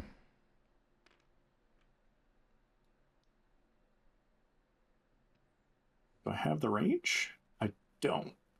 Conveniently just outside of where I need it to be. I'm going to go ahead and use my general's once per game Fasten.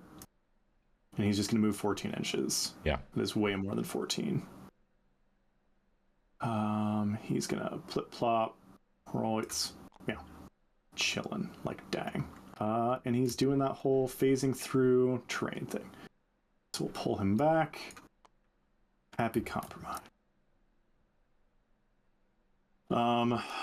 We'll do this boy out in no man's land. He's going to try and throw his War Scroll spell. Mm-hmm. Does not go off. So I don't get my +1 to charge. And you don't get your -1 to charge. Let's see. This Swamp Call is going to try and throw a Mystic Shield. Goes off on a 6. All right.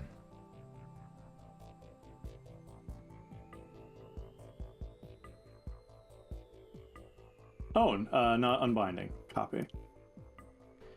And then Gosprak's going to try and throw Sneaky Miasma. Goes off on a 9. Sneakiest. This is the... Which one is Sneaky Miasma? This one is free hero phase move for a monster. that the one that I was Choking- waiting for that I don't like? I think so. Choking Mist is the one that says you can't run and Yeah. -1 to attack. Boggy Yeah, so- Mist is the war scroll spell I failed that gives +1, -1 charge. Mhm. And then this one lets me move, really, in reality, it lets me move Gobsprak. Yeah.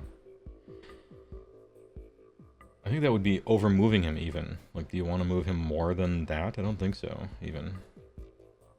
But otherwise, why would you be casting it? I keep thinking you have a teleport spell, but it's a trait, right? Yeah, that's a command trait, and I've Okay. already used it. Yeah, let's try. With a 5. You have a primal dice. Yeah, and I think I'm This out is of your only range unbind, for yeah. everybody else, so I might as well. With a 5, 6, 7, 8, 9, that's 10? 10. Nice. So I don't get that. And then last spell. He already tried to throw that. And he doesn't damage himself. He does not damage himself. Oh, you're a trait. That's so weird that they do that. It's for unbinds that are successful and spells that are successful, but not for unsuccessful. Okay. I think that's going to be my hero phase. Go to movement, and let's see.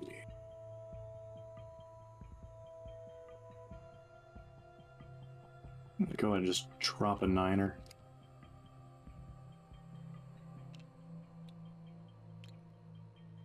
Gosprak's gonna move his 14. Mm-hmm. And bloop, chill. General's gonna move his 14.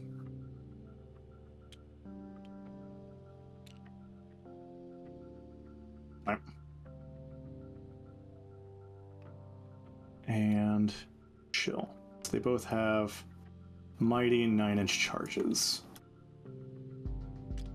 All right.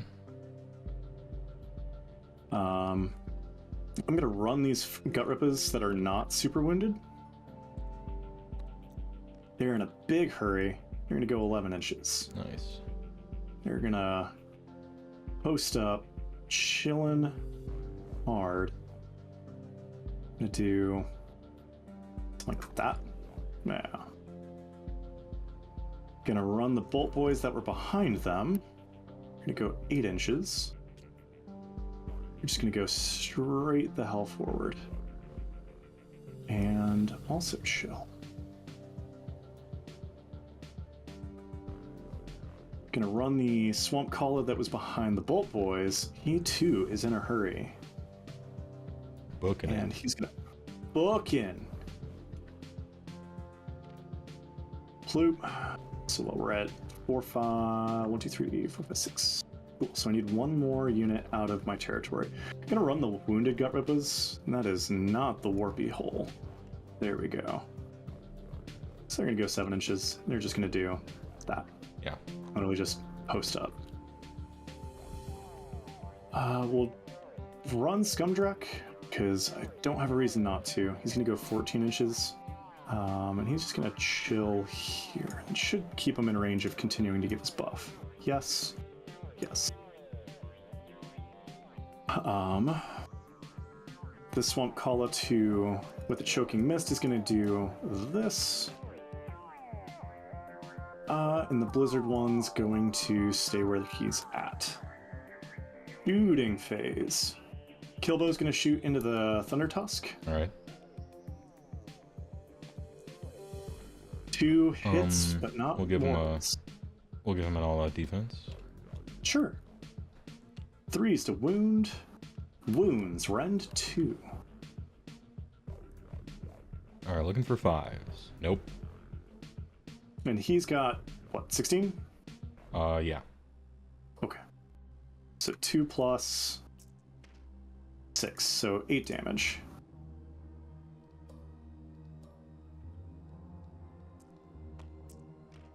Oh, I don't know why I'm rolling. This is a Thunder Tusk. He just takes 8. Oh, sweet. That actually puts me a little bit at ease. I thought he was just going to ward everything. No, this is the one guy without a ward. Cool. Instead, he's at -1 to get hit in melee combat. 7 shots from the man skewers who didn't move. That is going to be 8 damage in mortals. And then... Dead. Cool. So I don't have a charge now. And I just put my Suffering general... from success. Well, I have a sneaking suspicion I'm about to lose my general to just my hubris, my greed. Cool. I don't control more, but I did get my tactic. I did accidentally put too many dudes on this, so I'm going to roll for Scumdrack. Safe. Swamp Kala. Not safe. Takes 1. He has 5 wounds remaining. Bolt Boys. Safe. Gut Rippers. Safe. And mercifully didn't screw up as hard as I could have. So nothing else to roll for. So just a good old 4-point turn. All right.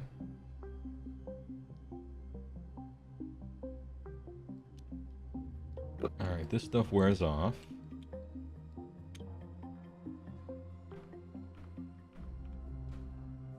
I don't have a general, so I'm still at 2.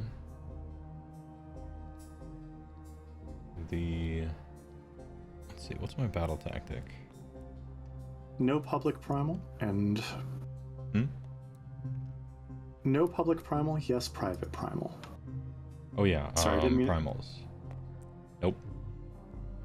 So 0 publics.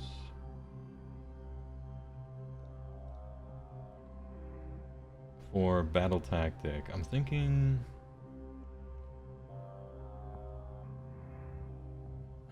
Avalanche of Flesh, which is you can complete the battle tactic at the end of your turn if you did 10 or more mortal wounds via trampling charges. Seems doable. On average, no, not with 2. But Doesn't your whole army get the trampling charge? I thought your foot boys also get it. yeah, I don't think I'll be able to reach unless I roll very well, though. We'll see. Okay. I'm kind of factoring in some averages here. Avalanche of Flesh. There it is. We'll keep track of the fun number.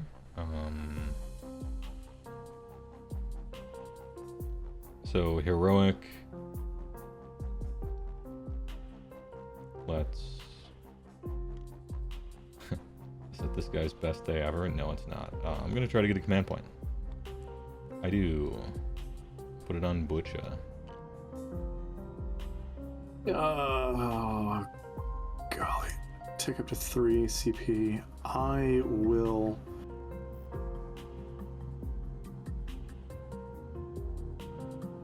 Yeah, I'll go for the CP. Nope.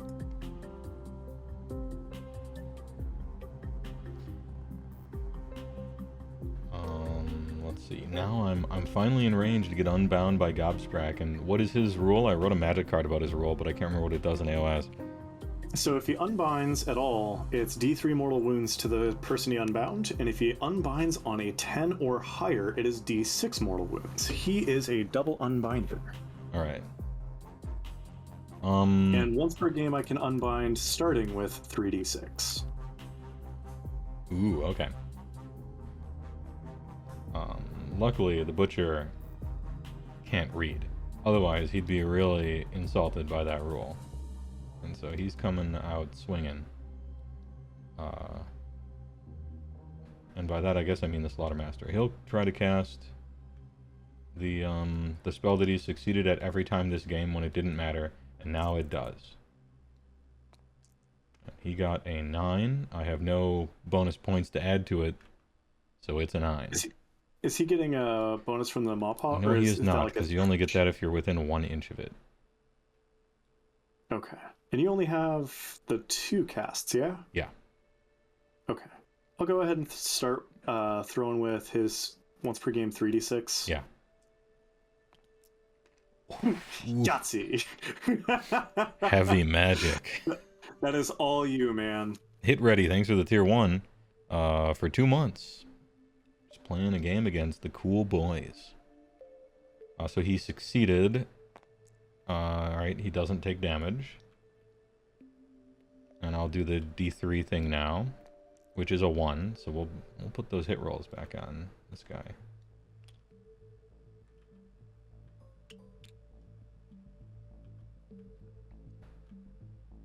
And then the Butcher is going to try to cast probably Mystic Shield, I guess. Or are we cutting our losses? Because now we're safe. No. Mystic Shield. Hey, a 9. Damn! This is more about your rolls than mine, I think. This Booty is Hero, gonna be- thanks for the prime. Where the K I'll Cat, start it's with your name. Thanks for the 6 months. Oh, double Unbound on boxcars. on boxcar. Well, I mean, the last time was all 1s, right? So it's really just evening it out. For 4 mortals. 4 mortals onto the Butcher, who will just take it. Word. And so it wasn't successful, so he doesn't have a chance to choke on it, which is good. The Slaughtermaster is going to reach into his meat bucket and pull out a 4, which is Spine Marrow. Pick a friendly ogre unit within 12, add 1 to wound rolls. It's going to be that one guy. You know him. You love him. I look forward to entering combat this game. We'll see about those redeploys. I am... Part of me is sorry, but the other part of me recognizes that the other list does very similar. It's just more aggressive about doing similar. Mm-hmm. Melee Cruelboyz is fun, but the whole wet fart thing, I can't deliver a punch with Melee Cruelboyz, so they just die.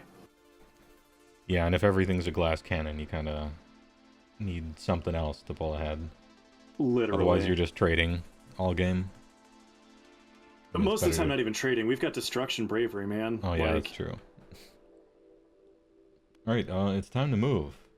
Let's trigger some redeploys. How about? My poor boy, still at -1 attacks.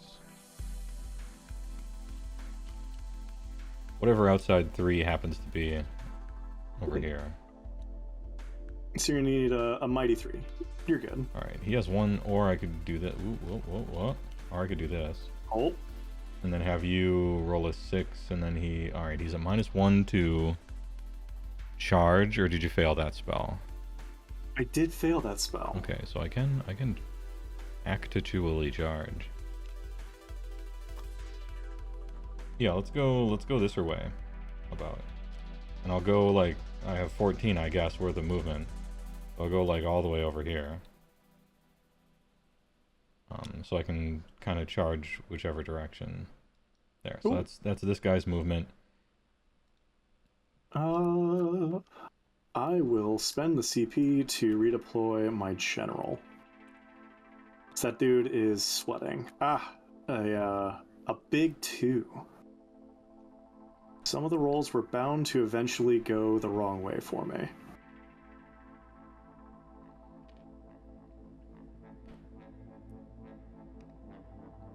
Hearing about redeploy, I get a lot of wax and wane. I get a lot of wheel and woe. Some of the competitive players I talk to are like, redeploy is a command point tax. You just spend it and it goes away. And you like roll a 1 and you kind of wasted it, and other ones are like, this is chance, right? Yeah, I mean, I tend not to think in absolutes. It's a dice game, you know? Yeah. Even if you only get a 1, you're guaranteeing. Like, you just make the calculation on the assumption that if I rolled a 1 here, is it still worth my time to do so? Mm-hmm. And like, yeah, sometimes no, but if you're thinking about it from that perspective, you're still setting yourself up for some cool, tricksy stuff that people don't expect. Yeah.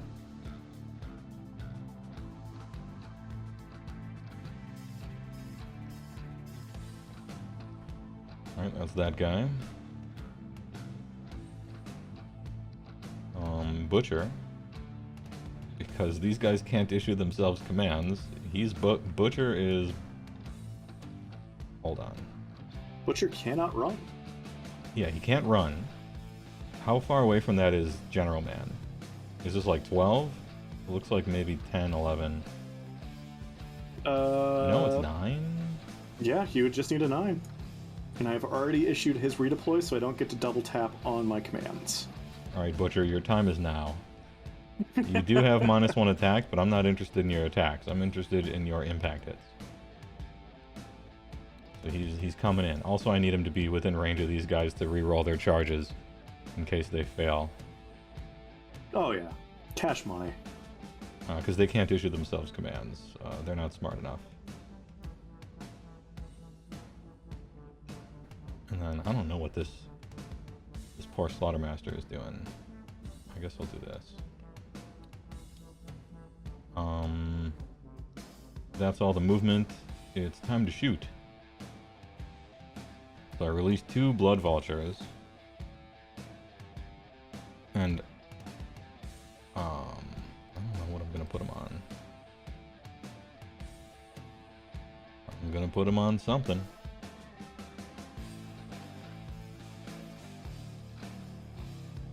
How about the general guy, this guy? Sure. I don't have a ward, so either 2 up is just damage to him. Yep. 2 damage. 2 total. He will be at 12 HP. And then He's not bracketed yet, but he's close. And the -1 attack profile, is that melee or? -1, yes, melee attacks. I'll shoot 2 bazookas into the kill a boss as well. Alrighty. Oh, they both hit? What? Wounding on 3s? 2. Both wound. Rend 1. Cool. Puts him on 5s. That is not the roll hole. Oh, okay. Boom. Saved both. Marked safe. Alright, that's all the shoots. It's time for charges. Let's do this guy over here as first. The one with all the markers around him. And he gets a 3. Which is technically a success. But it means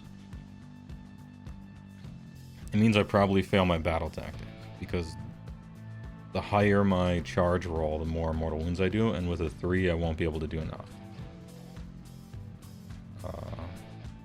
I think I should have started with Butcher first, because his is the least likely to succeed. But either way, I think I need all 3 of them to succeed anyway, and roll decent.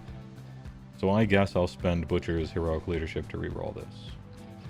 Okay. For a 4, okay. So we're in. We've technically charged.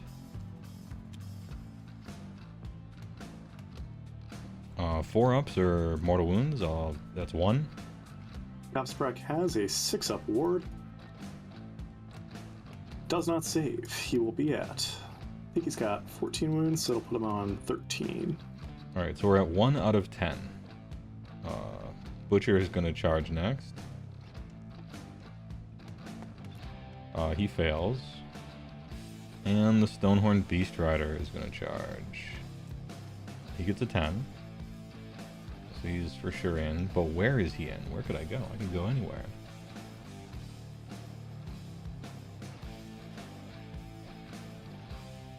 How far away from the bows do I need to be to not get unleashed? Is it 6?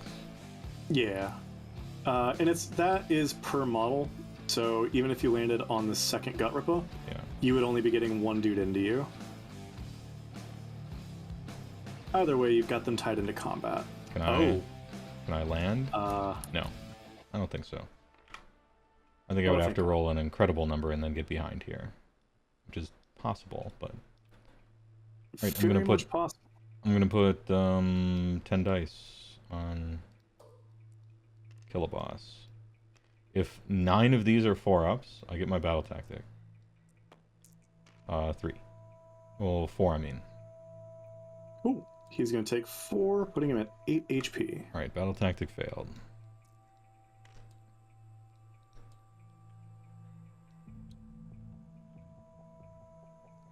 And then got some monster actions. Stonehorn Beast Rider over here is gonna roar. He's gonna roar Gobsprak. Okie dokie. And he'll fail. And And Stonehorn your Beast other- Rider over here is gonna fly. Monster trucks. Which Oh is... Jesus. Oh, jeez. Which is a 14. That Can I dude's going just... Can I so simply... fast. Yeah, okay. I can simply. Sweet. Uh, So what I'll do is unfortunate. we're passing across Killa, this unit, Sure. this unit. I don't have too much extra movement, so we'll say I'll land here after passing across only this, but not both Scumdrack and Okay. these. So we'll Okay, go through it. Vulture takes 3 mortal wounds. Wrong direction. He's at 5 HP. Very bracketed. The line of guys takes 3 mortal wounds. That is a dead boy, enough to bust my coherency, and that is one boy with a wound on him. The skewers take 2 mortal wounds. Oof. We'll pluck this boy. And the little hero next to him takes 3 mortal wounds. He will be at 2 HP. Has Trug been added to TTS yet? Not that I've seen Iroh OG, nor has Cities of Sigmar. But the Ironjaw pigs are in. I got some pig enjoyers who know how to add stuff, so... Scumdrack will roar the Beast Rider. Wait, he can't receive commands anyway. He can't issue nor... Yeah, can't do anything. Oh, Might as well then I will Titanic just... Duel. Yeah, I'll Titanic Duel there. Do you have any CP left? Yes. Yeah. Is he within range? No. And I can't stop monsters. So, spiritually, I'm going to smash to rubble the big Sigmarite thing, because Hex Good. Sigmar, and the Sigmarite thing is smashed. Nice. As it should be. Cool. Alright, I think we're all where would done you with like to activate monster first? actions.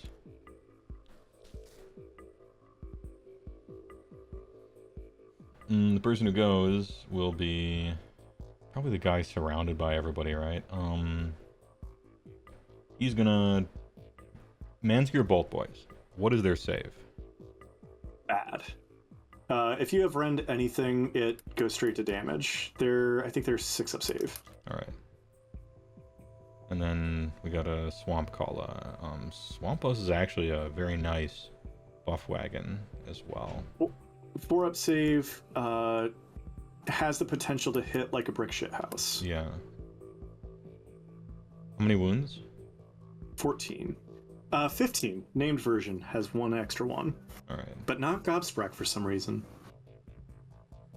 I'm gonna potentially do something silly or foolish and go horns into Scumdrack. Okay. And everything else into Bolt-Boys. Cool. So I'm going to all out defense Scumdrack with himself. And then I will double tap with my general and run myself out of CP to all defense my Bolt-Boys. Alright. Alright, we'll do all the other attacks against Bolt-Boys first. So this is the D6 attacks on the hoofs, which is 1. It's not a good start.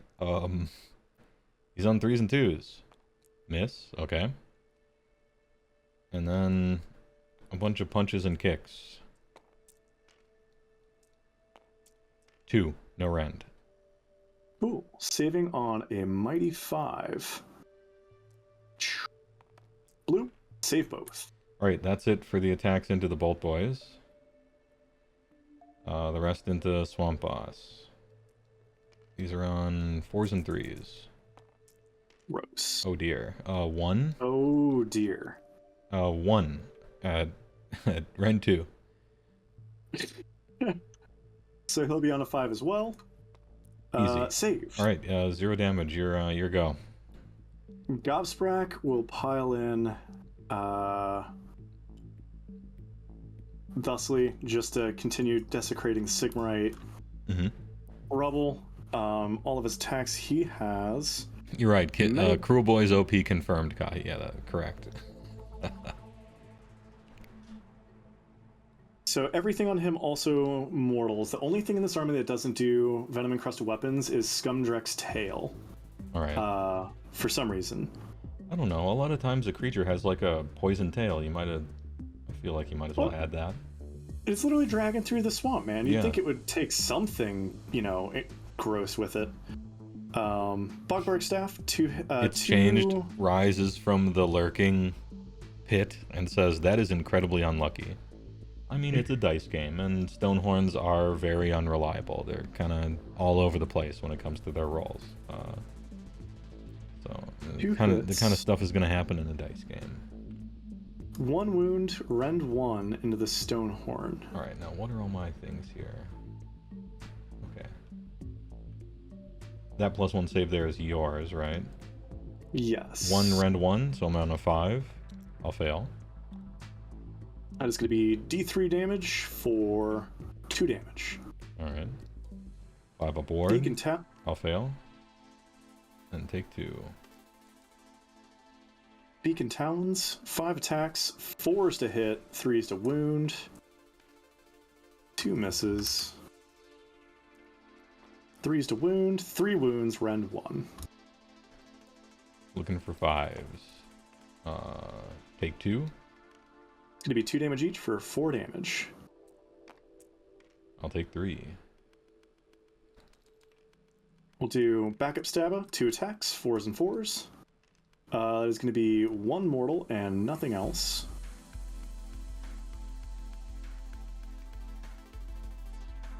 One mortal, nothing else.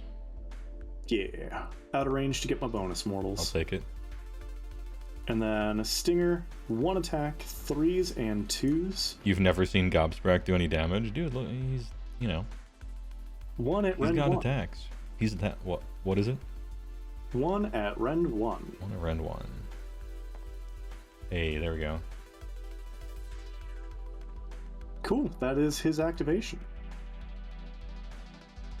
Alright, I guess I'll just stay here.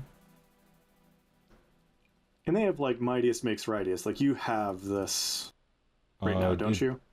These are only 10. Cool. They're not like Mega Gargants. All my guys are 10. But it doesn't matter what life they're at, which is the good part, I guess. So the monsters are 10 and the heroes are 5. And the troops are 2. So you definitely have 1-2 more this round. This turn. Anyway, Stonehorn Beast Rider is going to attack in. What all does he have? So he hits on 2s, and he wounds on 2s. But he's wounded, so he only has 5 horn attacks, and he has -1 attack characteristics. So he's on 4 horn attacks.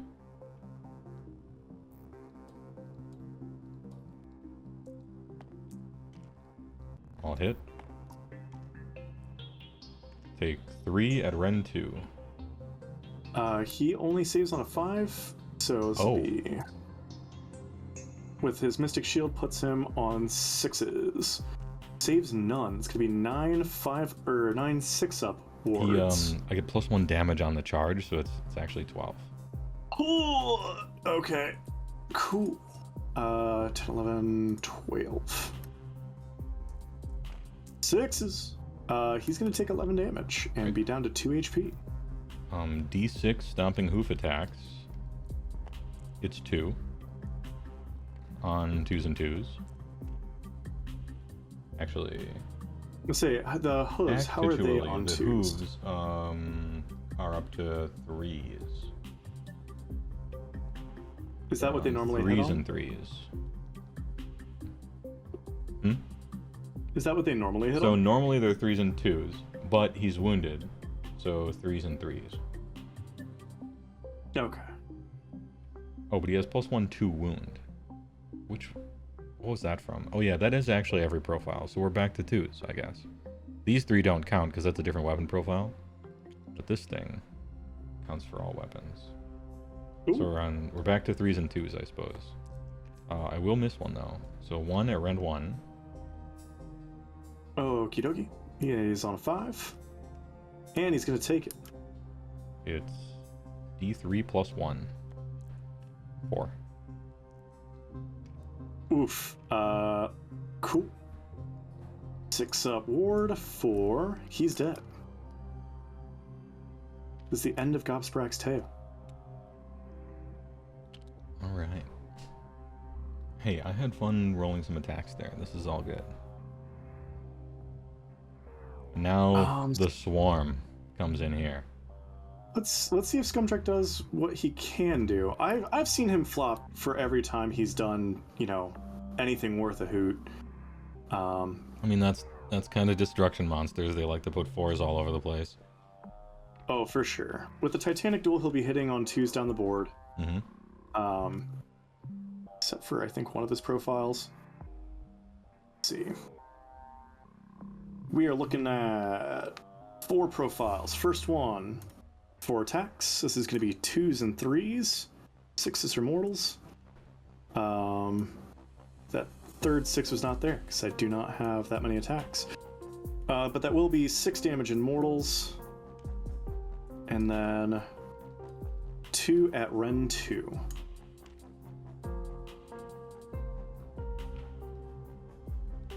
I'm gonna clean up these dice real quick.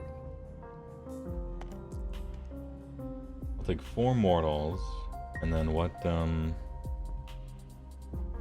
2 attacks at Rend 1 for the non-mortals. 5s. Hey. Beautiful. We'll pass him. Grasping Talons, he will have 6 attacks. This will be 2s and 3s. Oh. Alright. I just saw this -1 attack. So when I rolled for the random number of attacks from Stomping Hooves, I got a 2. That should have been 1 and not 2, because it does get reduced by this thing. So instead of attacking Gobsprak twice, it should have been once. And one of them hit and one of them missed, so I'm just going to redo it with 1 roll. Not to interrupt, but I just No, this. go ahead. And it misses. Okay, so Gobsprak is still alive unless my other punches and kicks happen.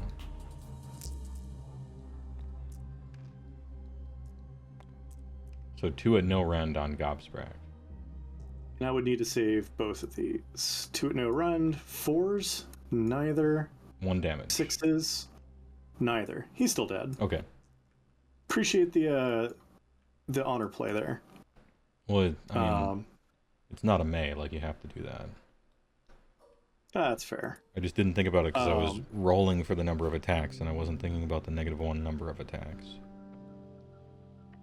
Until it was staring at me while you were doing this rolling over here. Anyway, what's going on? All good. I'm gonna be totally straight up. I rolled that first 6, and then, like, before calling it out, re-rolled it, so I have no idea what the hell I just rolled for that. All right. Are you fine with me just rolling it? Yeah, I wasn't looking. Apologies. 2s to drop. No mortals. 3s on this. That 4. All right. So 3 at Rend 1 with the Grasping Talons. Take it. Total of 6 damage.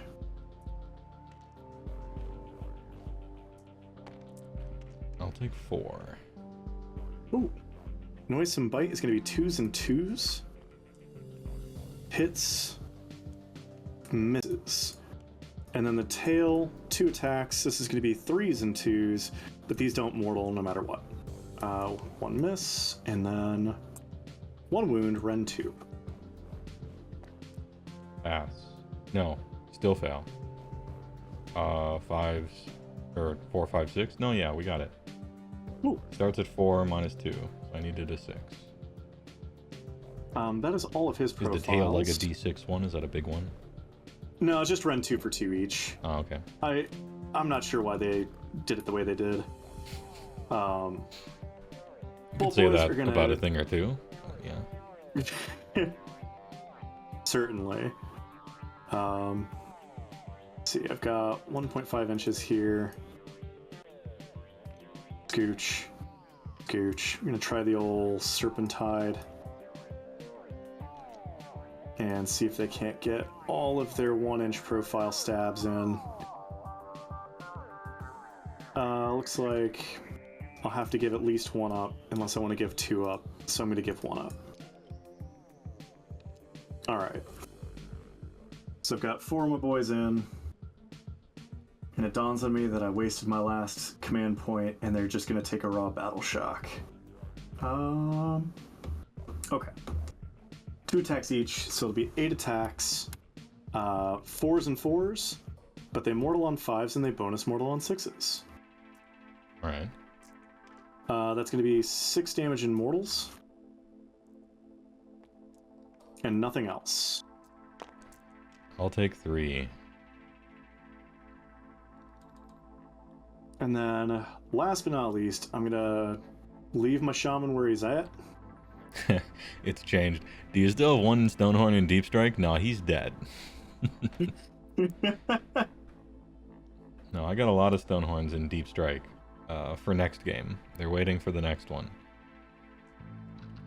Unlucky. Back up, Saba. 4s, Yahtzee. To the void with those dice. And then Bogbark Staff. These are going to be 3s and 3s. Void and nothing. Alright. Cool. You will continue to live. I suppose... Nope, gut rippers are out of range. Everything else is out of range. Okay, start of the Battle Shock phase. We got some explosions happening on this objective. Because it doesn't... Oof. It's counts everybody on it. It's not like one player controls or anything, so it's just everybody if there's 3 or more. Yo. Unfortunate. And I have managed to unwittingly do the same to this middle objective as well. Alright. There's just explosions everywhere. I'm gonna roll for Stonehorn Beast Rider. Cool. And he is not safe. And he will take 2. But I get Stone Skeleton and I'll pass both of them. What a Chad. Nice. We'll do the 5-man unit of Boyz. They're safe. Swamp Kala is safe. Scumdrak, not safe. Takes 2. Puts him at 13 wounds. You just roll the 4 up once, then it hits everyone? I thought it said roll individually. I thought it was the same as each well. unit suffers D3. Oh, roll separately for the D3s, but not for the 4 up. Well, we've been playing it this way all game. So maybe we keep doing it wrong, I guess, or we could do one roll for this. This is the first one that actually matters, I guess. So maybe whatever's clever, man. Yeah, let's... certainly egg on my face for totally missing that.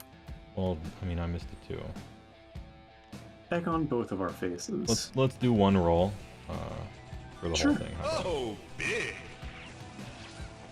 And it happens, so that's fine. Okay. And I already rolled for my guys, so we're good. Cool. So for the Boyz, they will take 1. The Swamp Kala will take 1. He will take down to 3. And let me go ahead and get this wound counter on. Tennessee 2-step, thanks for the 200 bits. Appreciate it. Just bag, what'd you miss? 3 hours. Don't worry about it. And the Gut Rippers. I got some Stonehorns in Deep Strike, that's what you missed. They're waiting patiently. Alright. Things that follow, I row. My squad over here will also, everyone will suffer. Boyz will take 3. Oof. Not defeated by Beastclaw Raiders, but by the board itself. I was going to say the board has affected the game more than I have so far. Well, aside from the Gobsprack, I guess. And then my general is going to take... I like it though. I don't mind a killy table. That's why I like Steve Herner events. Cool. That is big unfortunate. So I have a lot of battle shocks to take. Gut Rip has lost... Small Gut Rip has lost 1. Bravery 5, 1 through 4. They're fine. They're not fine. Oh no. They saw one dude get yeeted through a fountain, and 2 of them were just like, I'm done with that. 1, 2, 3, 4, 5, 6, 7. So they lost 3. They do have their banner though, so 1 through 3, the other Gut Rippers are fine. They're also not fine. You can't stop rolling 6s. For once, it's bad. Bolt Boys over here lost 1. So 5. I can't imagine they're Bravery 6. I think the Boyz are about to lose a dude. They usually die so hard. Bravery 5, so they will lose 1. I'm gonna yeet the wound. I will not yeet the wounded one because I made the wounded one the leader. Like a big brain. And then these Boyz lost 1 as well. They will also lose another one. You can't stop. That is. You cannot stop rolling 6s. I am unstoppable until the prio roll, at which point I'm going to stop very abruptly. I have a feeling. I think that's where the fortune shakes out statistically. Okay. You don't have any battle shocks, so cool. No, I don't do that. Got 1, 2 more? I'm dead or I'm alive. That's what I do. Alright, so we got 1, 2 more, but no avalanche. Which means if I score maximum points the next 2 battle rounds, and you score like 0, okay, it's still worth technically playing, I think. Alright, let's go for a priority. I got a 1. 2. Big winner. Well, so another little bit of techie good news is being in combat over here, I cannot give them poison. Yeah, you can't give them the poison thing. So they're just kind of stuck. And it means I get Everwinter rolls, although that only happens on my turn. And because I was a big brain and pulled Battle Shock the way I did, these boys don't get it either. Well, they have to be within 3 of the shaman? Yup. That's such a closer. That's the closest range buff in the game. That's very close. It true. So I am going to take it. Yeah. And I'm going to go... 1, 2 more probably. What's a 6 run on these Gut Rippers? 6 run would put them at 11. Yeah, okay, it's 1, 2 more. Nice. So, what I'm gonna do I have anybody? He's technically... Is that 3? I'm just gonna use a physical chit. So I might be able to pull a sneak up if I am. And it looks like... Yes. Cool. So I'm gonna go with sneak up. What's that? I need to have every single Cruelboy partially within 3 inches of a piece of terrain and not be in combat. Okay. You know, I laugh, but it's happening. So clearly, it's a good battle tactic. Good, It's a possible battle tactic in certain situations. It is entirely possible. I'll go for a primal. Yet public primal is a yes. Private primal is also yes. Yes. Cool. Sweet. So poison can't go here. He can't give poison. He can't give poison. Poison is just going to chill on my... I actually think I have to put it on these ones and take it off of my Beast Skewer. Okay. Casting. Where? Ooh. Big. I'm going to start casting with Blizzard. Yeah, that's good. That's good against him.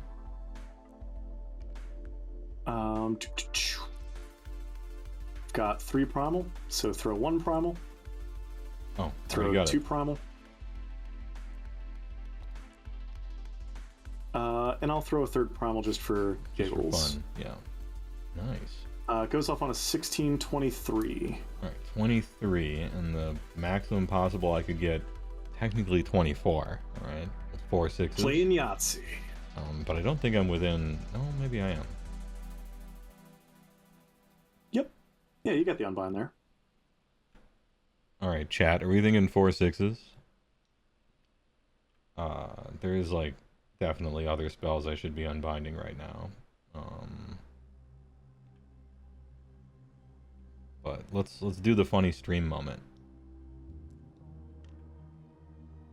I'm spending these sight unseen, by the way.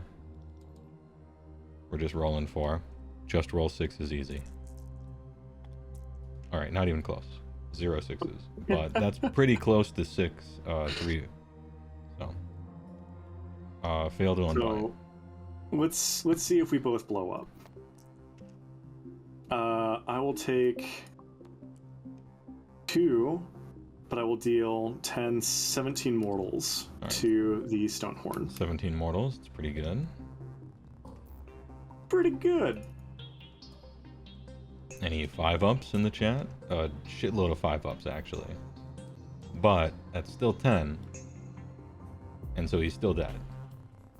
By actually a lot. It wasn't close. Does change my calculus a little bit. Now that they're freed up, and since it's not at the start of hero phase, I will go ahead and poison these bolt boys. Yeah. Continue casting. Sneaky Miasma goes off on a 9 from this boy over here. I think he's out of range. From the Slaughtermaster? Yeah, for sure. Okay. So, General's gonna... Oh, he doesn't have 18 inches because he's hella bracketed. I think he might be at 8 now. It's not feeling so good.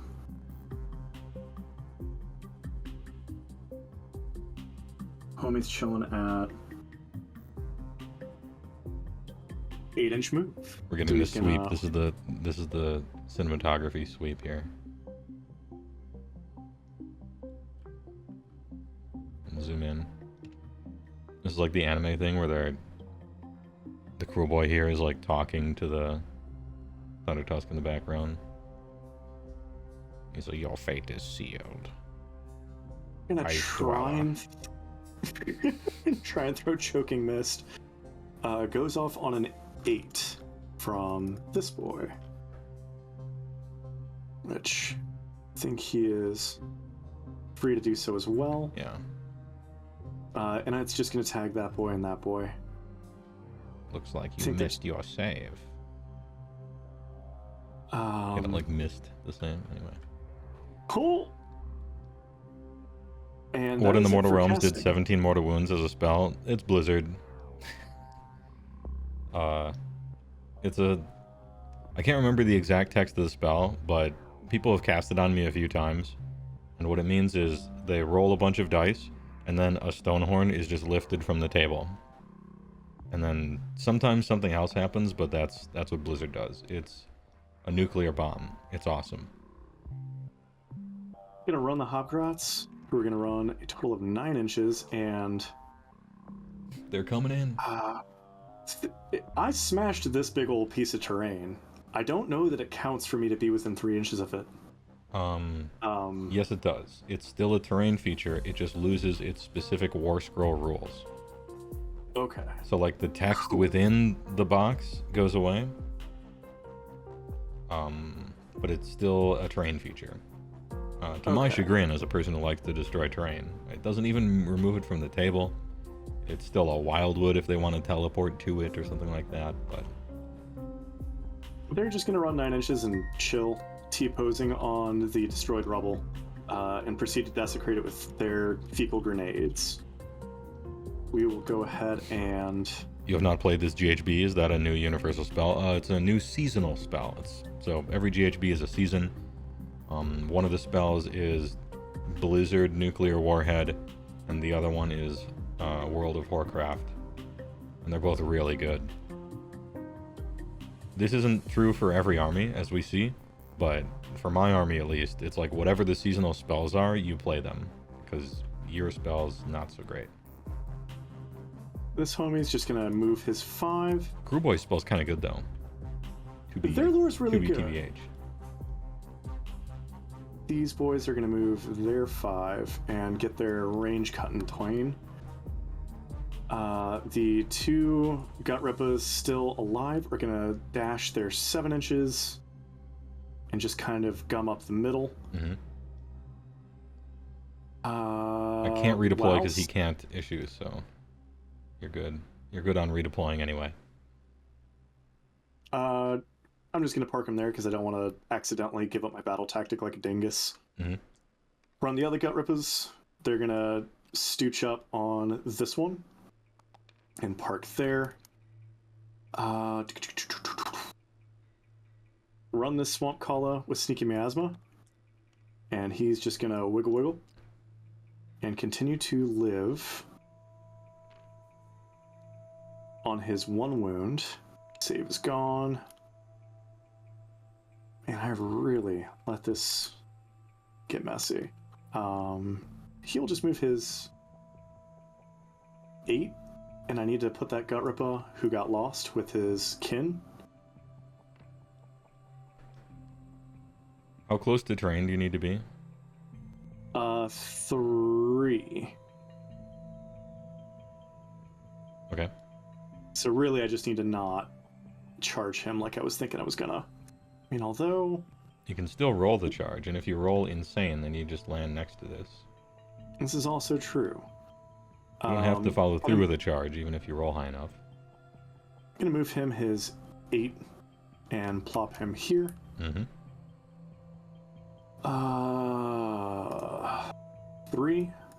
3.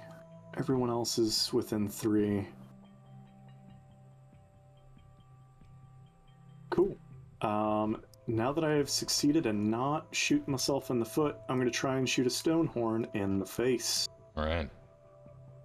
Alright, we're going to huck the 1 Beast Skewer. 2s. 6. Naturally. So, 2 plus... What is 15? 16? Number of wounds? Yeah. 16. Thank you.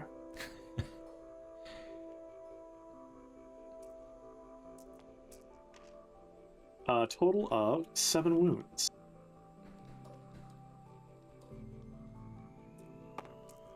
I'll take 4. You drive a hard bargain.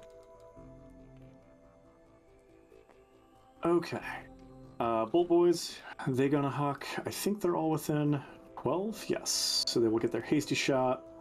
Did I leave the leader alive? I did. So that will be 9 shots. Subtract 1 of these. This will be 4s to hit.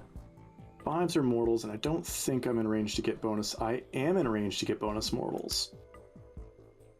Oh, all nice.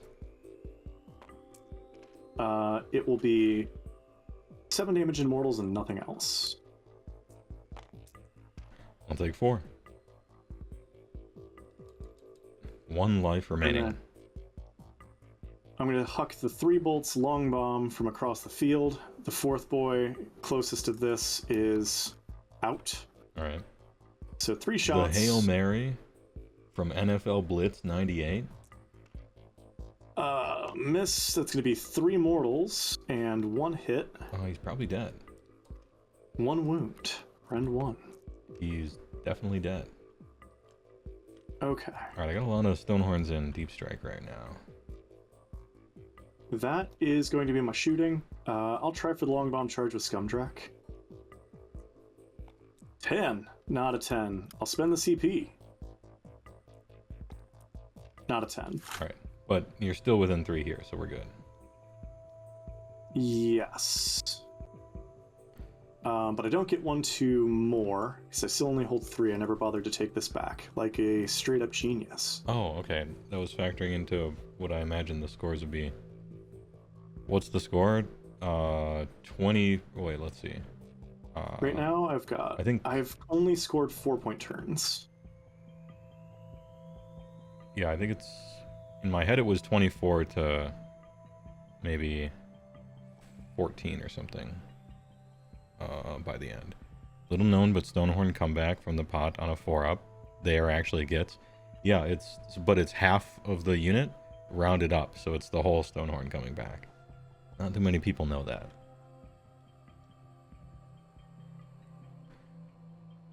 And I didn't blow myself up on anything this time. Oh yeah, no explodies. No explodies.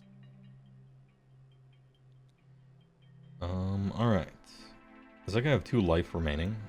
He has 2 life remaining. Oh, they do come back, but it's rounded down? Damn, those FAQs. Alright, my turn.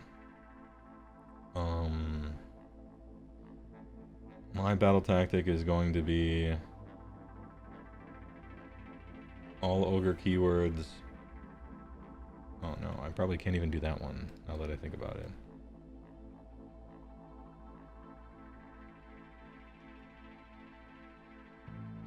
He actually needs like a 10 or something to charge, so I probably can't do that one either. I'm gonna say, all ogre keywords are out of combat by the end of the turn.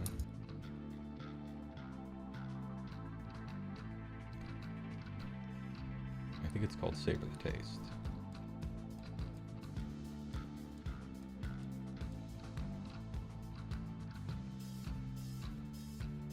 Alright, I'll use a heroic here. I'm probably going to heal with this butcher, I think. 9, I will fail. Copy. I will Finest Hour my general. Alright.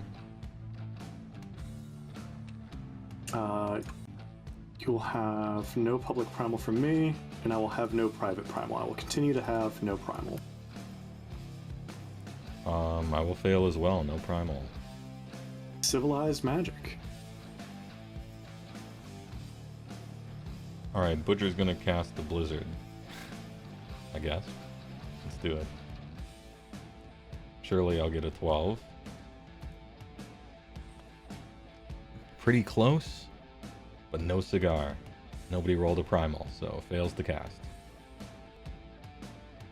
And the Slaughtermaster is going to cast the Hoarfrost on an 8. I don't think I have anything in Unbind. Nope. Let's do nope. And I do. I'll throw a natural 9. Nope, I don't.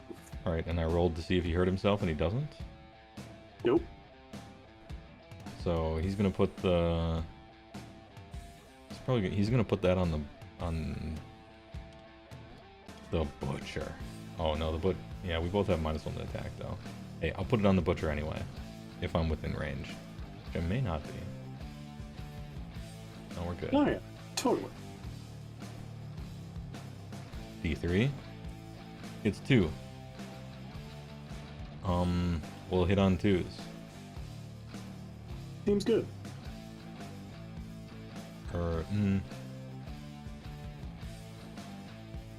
Let's wound on 2s. How about that? Let's wound on 2s. Alright, those are my spells. Nothing else to do. Let's go to the movement phase. I'm gonna move 8. That's within 9. And he redeploys away from a Butcher. General is going to redeploy, and he's going to go closer. He wants it. He respects a good challenge. Gonna pivot to face his challenger. Mm-hmm. Alright, boom. This is almost the short story they had when they introduced Cruelboyz, although it was an Icebrow Hunter and not a Butcher. But kind of close. You know, I don't see him hit the table almost ever. How do you generally feel about the Icebrow Hunter? He's trash. Yeah, he doesn't do anything. In the olden days when battle tactics were easy, he has Deep Strike, and so you could just put him somewhere and score a victory point based on that. But then they made battle tactics harder to do, and so he just doesn't do anything. Like he lands, like he's got a Deep Strike ability on his War Scroll, but all the other words on the War Scroll are Ipsum Lorem, basically.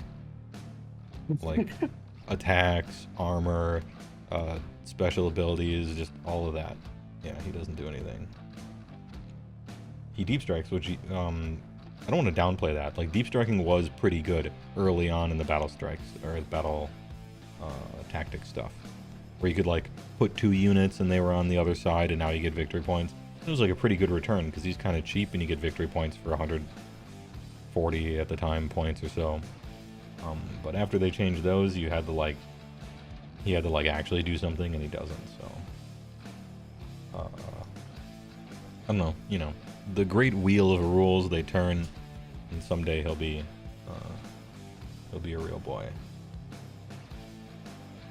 I don't have any ranged attacks. I'm gonna charge. Cool. With a 9.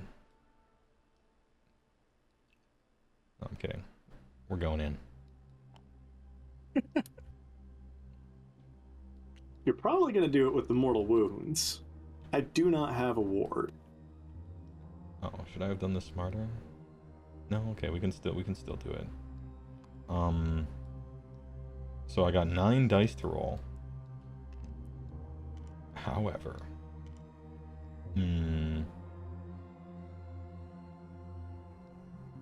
he is a footman.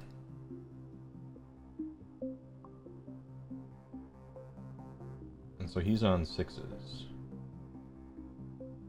Not 4s like the monsters. So that's 1 mortal wound. He will live on 1 wound. Alright. Monster action?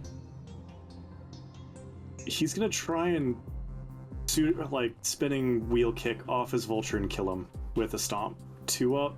Good. 4. He has 7 wounds, so you could do it if you roll the max. I do not do it for the max. I do 1 wound. Alright, he'll take 1 though. Stubs his toe on the way down. Regrets everything. Alright, this guy. Take a look at his profile. Butcher has 3 attacks. Now 2 attacks. 3s and 3s, rend 1, damage 3. Or rend 2, damage 2. And I didn't specify, so I'm going to choose the one that I've historically chosen, which is 2 and 2. So, or no, it's 3s and 2s, I guess, right? Because I chose wounds. Alright, 2 attacks. 3s and 2s. I have a command point. Spend it. All out attack. Let's go. Fuck. No, wait, I spent it. We're good. Both hit. Yeah, you're good. And then 2s. Alright, 1 at Ren 2. At Ren 2 puts me on 5s. Oh, he dead. 2 damage. Damage?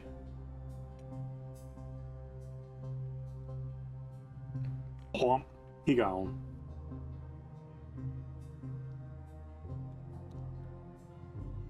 The meat.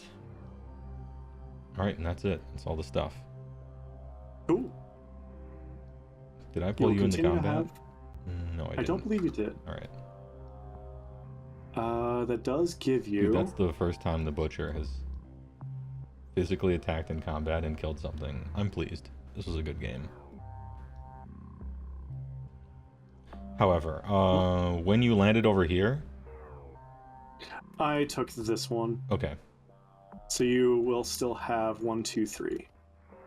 But not more. Yeah. And every ogre keyword is not in combat, so we did savor some taste.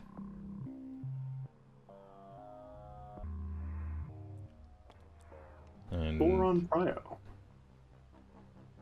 how come I just did battle round 4 and you... Because the new battle tactic of sneak up isn't in. That's why, because the thing just isn't. Alright, huge prio. Massive prio. A 1. I'll pass it to you. Yeah, probably, right? Well, I can get 1, 2 more. I can't get every ogre keyword in combat, sadly.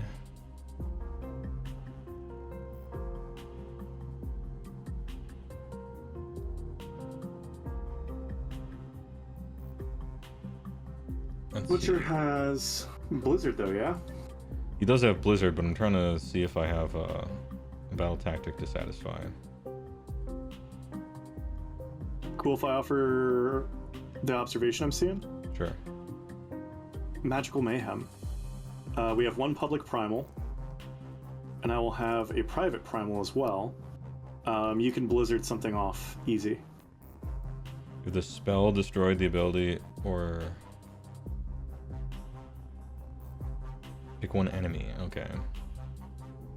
You can please spell attack if an enemy unit that destroyed a friendly general earlier in the battle is destroyed. I think you shot him off, right? So that's too far away. It's unlikely for me to roll a 12, so I'm kind of like picking different ones, but yeah, I think that's just gonna be the one I have to go for. Do we have a primal from you? Let's see.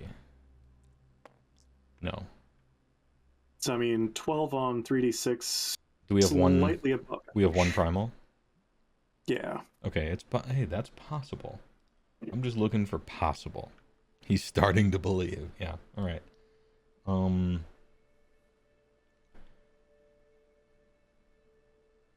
Can I also see? What, do I have to select a unit when I choose this?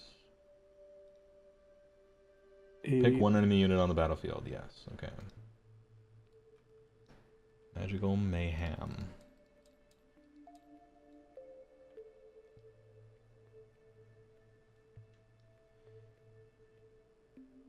So the Slaughtermaster is the one with the buff. The Butcher is the one with the Blizzard. So the Butcher is in pretty good range to be able to... You have an Unbinder still, right? Yeah, over here. I have 3 Unbinders. You have several Unbinders. They've got you surrounded. Yeah.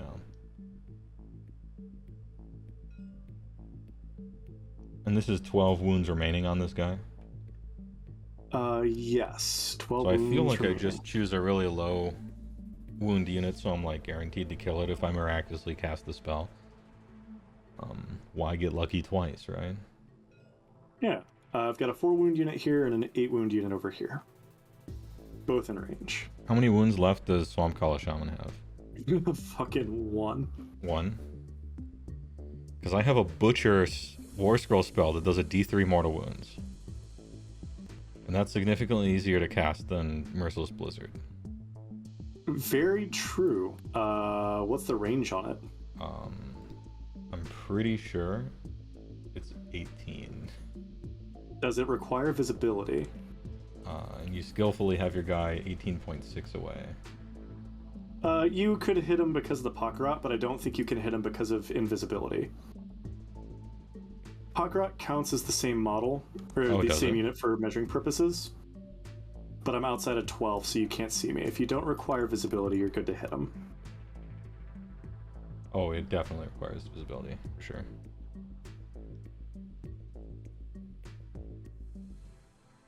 Just gonna have to fluke them rolls. Easier to unbind too. Yeah, it is easier to unbind too.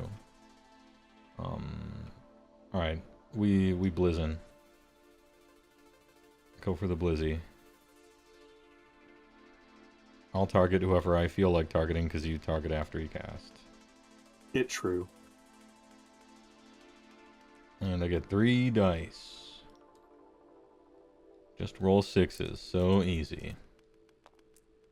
Okay, well that's 13? 15. I mean that's 13. Technically a success so far.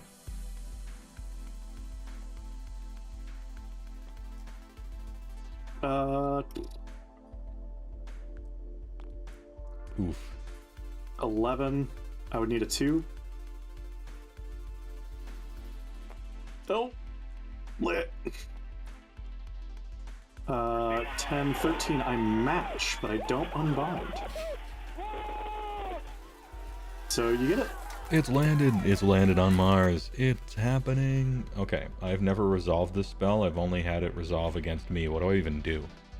So you roll a fat 4d6. Huge. And you do that damage to your desired target. Any ones you roll, deal d3 to the caster. Okay. 4d6, but any ones and he explodes. Because he has 2 life left. He's the chosen one. Let's go. I could choose a unit that's guaranteed to die. But where's the fun in that? Right? This is true. Does Swamp Boss Scumdrek have a ward? Not even a little bit. Let's go. I haven't gotten lucky enough, you see, and so we're making this even more. But the ones still do damage to the creature? Oh, yeah, we're good then. Yeah. Yeah. Scumdrek. Oh! Jesus. Okay, like a million. He's going. He gone. He big Be gone and never return. And tactic secured. Also, I successfully cast the spell, so I might actually die. Yes. How much damage does he take for that? I'm pretty sure it's 1. It might be a D3. Let's look. Let's look her up. Butcher. It's 1 mortal wound. He lives with a wound. Putting him on 1 life. Now this is Everwinting. I'm winter maxing. Why isn't this in my spell book? Tactical Duke incoming. This Blizzard gaming is so stupid. It's so stupid. Alright, hey, great spell phase. Slaughtermaster, I guess, is gonna cast a spell. He's got one of those. He reaches into his meat bucket and pulls out a 6, which is actually the worst thing because it doesn't do anything. He's gonna try. He's buffing himself up. We're crafting. 9. And I think this guy's probably in range. I'm out of primal. I'll throw it. Oh, heavy destruction magic. All right. Time to move and run. So Slaughtermaster here is I don't see a reason to really move him at all, but I will.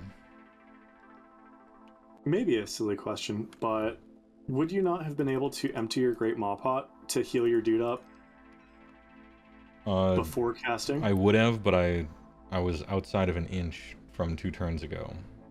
Oh, gotcha. I didn't realize you had to be that close to feed peeps. Maybe you have to be within 6 actually, and so I could heal him up.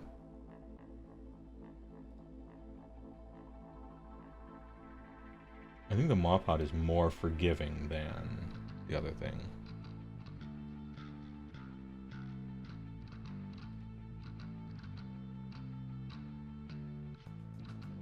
Oh, it is within 6. Yeah, that's true. Okay, I could have indeed. I had the ranges wrong. It is 6 for the pot. All good. If you want to, I'd say go ahead, man. Yeah, I think he's dead one way or another, but it's just a D3. I'll heal him for 3. There we go. It's wholly within 36, so we're pretty good.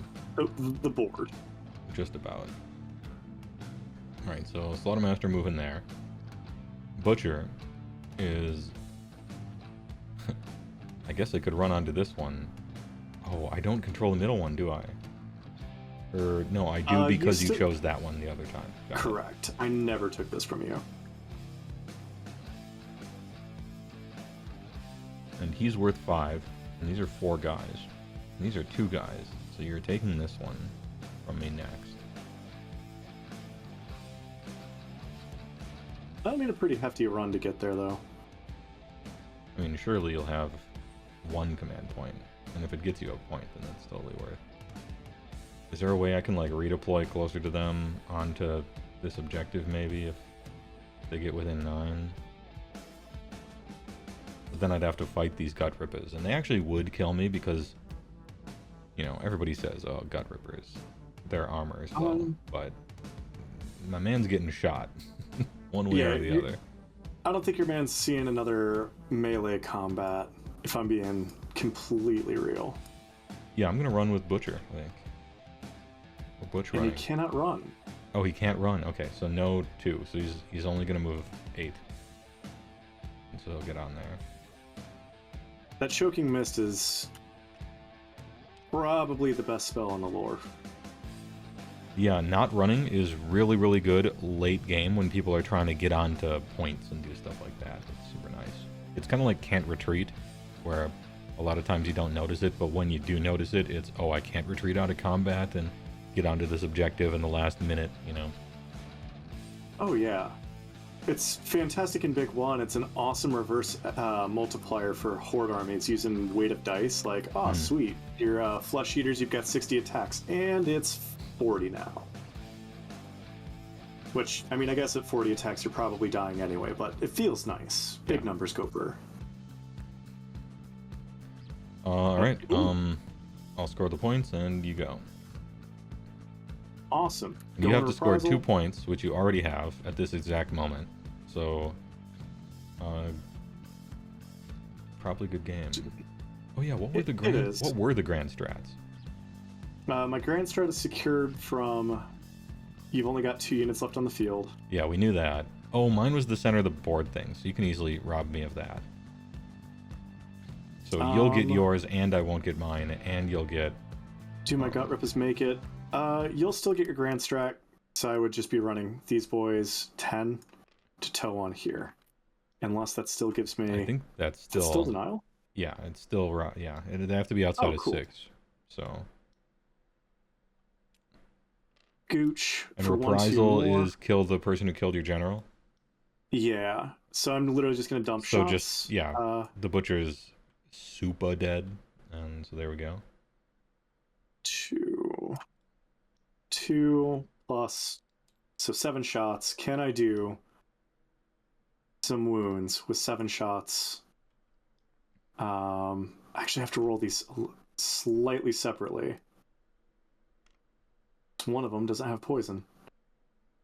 5 shots here with the poison. Oh, super dead. Oh, he's cheesy Pete. He becomes one of those nuclear shadows on the ground where once he was a man standing. Goodbye, man-stander, who would stand manly. Slaughtermaster's still alive, technically. Not table. And I would have nothing that can reach him. So yeah, that is my turn. All right, good game. I didn't think I would... 18 was more than I thought I would get. But 24, I had you pegged. I had you pegged on 24. It's because of that mayhem. And the mayhem, like, actually working somehow. The high roll, the blizzards. You know, blizzards have... Blizzard spell has been complained about once or twice on Twitter, I have been noticing. Competitively. But it is fun. It's a fun spell. Honestly, for my experience with it, like I think they did a good thing. I think they balanced it correctly. I think 12 is a good place to keep it. It means primals hit it consistently. But like the fact that you can't teleport and you can't extend the range, I think that's adequate. Yeah, that is big, yeah. It really just says, like, hey, I've got a 12-inch porcupine, don't touch the 12-inch porcupine. Like, it gives you enough interplay that it's almost interactive. It's almost interactive. Very nearly. But I don't know. I hate it significantly less than I did at the beginning. But I also get the luxury of playing it sometimes, so I guess that would contribute to not feeling bad. Yeah, and plus, I don't know, they get to be a little bit... I don't know, they get to try neat stuff because the nature of it, it's just temporary. It's a season, you know? Yeah. Maybe this is too good. Maybe it is too powerful or too swingy or something. It's not like it's in the core rules. It'll be gone, you know, it's just seasonal. Oh, for sure. And so they get the ability to be a little bit more creative with stuff. Or a little bit more risky, I guess. Yeah, honestly, I think they took some good swings with this GHB. Personally, I've been having a frickload of fun. I feel like the only people who don't really benefit from it would be like Sons of Behemoth, but they don't like ever benefit from the GHB. Yeah, GHB is everybody just, I suppose, has simply agreed that there's one army that just never interacts with season rules for the most part after the one monster one. And I don't know, I guess you're kind of signing up for that. There's 27 armies in the game, 26. It's hard to come up with the mechanics that meaningfully interact with every single one of those armies, especially if you're trying to make those armies interesting and not just all the same. So I suppose it kind of comes with the territory. You got to take the good with the bad. Feel that. Well, Anyway, that's Cruelboyz. Man, it's been so long since I played AOS. I felt out of my comfort zone for the first half of the game, forgetting stuff, forgetting my own rules that I ostensibly memorized up until this.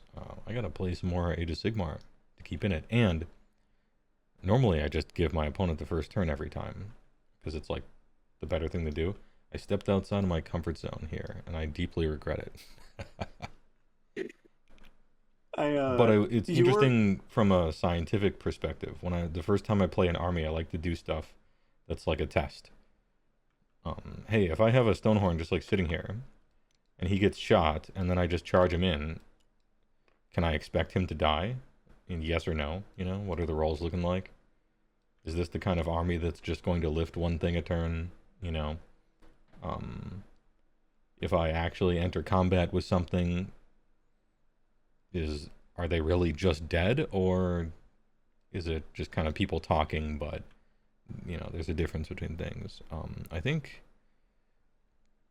obviously what happened to the one Stonehorn with the rolling over here was a little unlikely, but even still, it seems like the rumors are true. If I enter combat with you and normal things happen, your guys explode violently.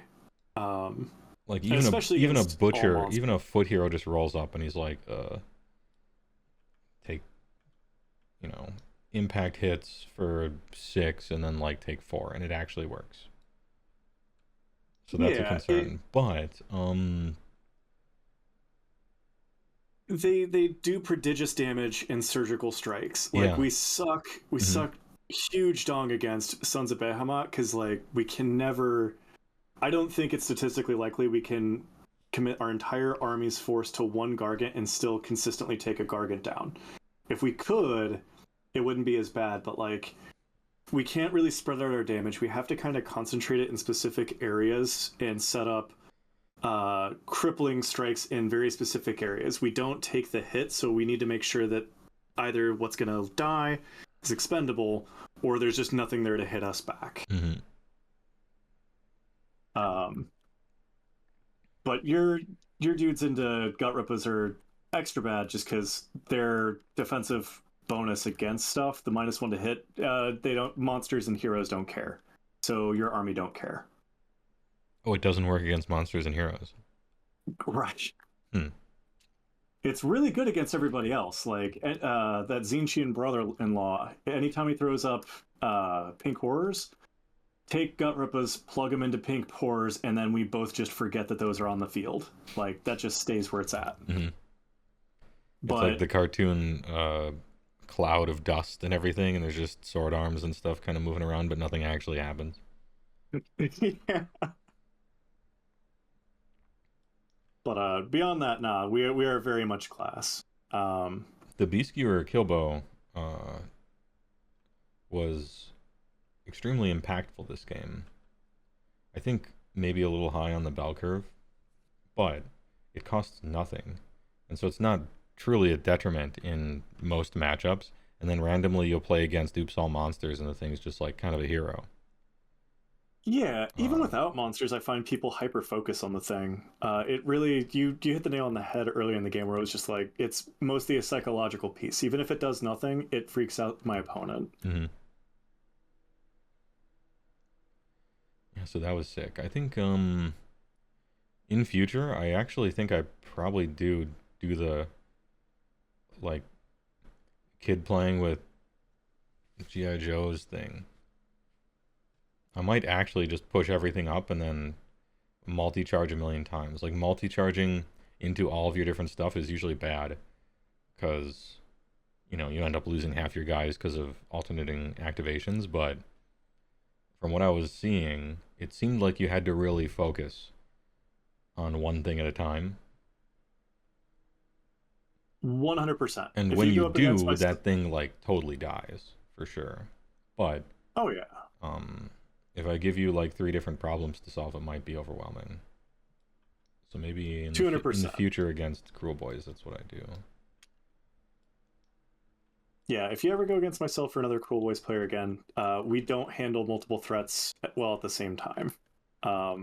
There have been more than one game where I literally just don't leave my deployment zone for the first 3 rounds because I just want to not get touched. But yeah, if you yeet them all in, I might lift one, but I don't believe any Cruelboyz army statistically has the output to deal with more than one threat at a time. At least if you're in melee range. But yeah, man, if you're getting back into AOS, playing live, man, always happy to play. I'll probably try and do Big Wah because I think I've got a Big Pig list that it's not bad. Oh, it is Big Pig list. Yeah, this is more new stuff. Mostly, I'm trying to always be playing whatever just came out or against the new stuff and see how it is, at least on stream for the most part. And so, I mean, we got Big Pigs, we got custom, not running any, but they did come out with new brutes and stuff like that. Big Wah is good. Big Wah is very good. Big Wah is good, comma, actually. Even if you're not a stat show watcher. Yeah, in the chat. Big Pig, let's go. Yeah. So I want to play against this. Let's see, we got Big Pigs and the new, whatever the new Big Wah is, with a little bit of Neapolitan. I want to play against this. I want to play against Cities of Sigmar, but it's not on TTS yet. There's also an Iron Jaws variation of this that I do think is actually bad. I think the big the Big Wah variant is the closest to good that Big Pig gets right now. But this is the Iron Jaws version. Yeah, double reinforced Big Pig is a lot of fun. It's bad, but super fun. I mean, it looks so awesome, but I know because I looked at the War Scrolls, I didn't think it was any good. The big thing is, like, if I can get all 3 of these in their one unit into combat, they're gonna lift whatever they're in combat with. The drawback being, boy howdy, are these base sizes in one unit really hard to navigate a battlefield with. Around terrain in between this unit and that unit, and if there's anything even remotely close to them. Yeah, this is... I complain about getting all the, like, Mournfang bases into stuff, and those bases are big. They're basically Gore-Gruntal ones, but this is out of control. An actual unit. Have you ever played on stream versus Sylvaneth? Yeah, a few times, yeah. It's...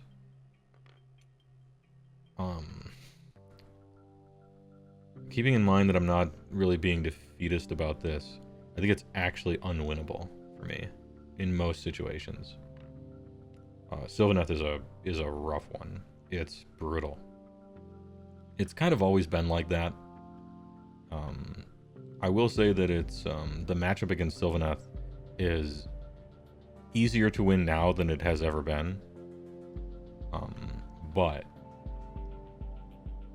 if my opponent had a headache or something and didn't want to play the round, I would just statistically concede and go buy us hot dogs or something at the concession stand. It's so brutal. I mean, their army is cool. It's like a little combo deck, actually. I think it looks really fun to play and really interesting, but I can't do I can't do anything. They just do their stuff and I'm like, yep, you got me. That's a rough one, kid. I'll still play it out because it's entertaining to watch, and they get to strike and fade and stuff, and it makes for a good... I think it makes for a good, like, stream game.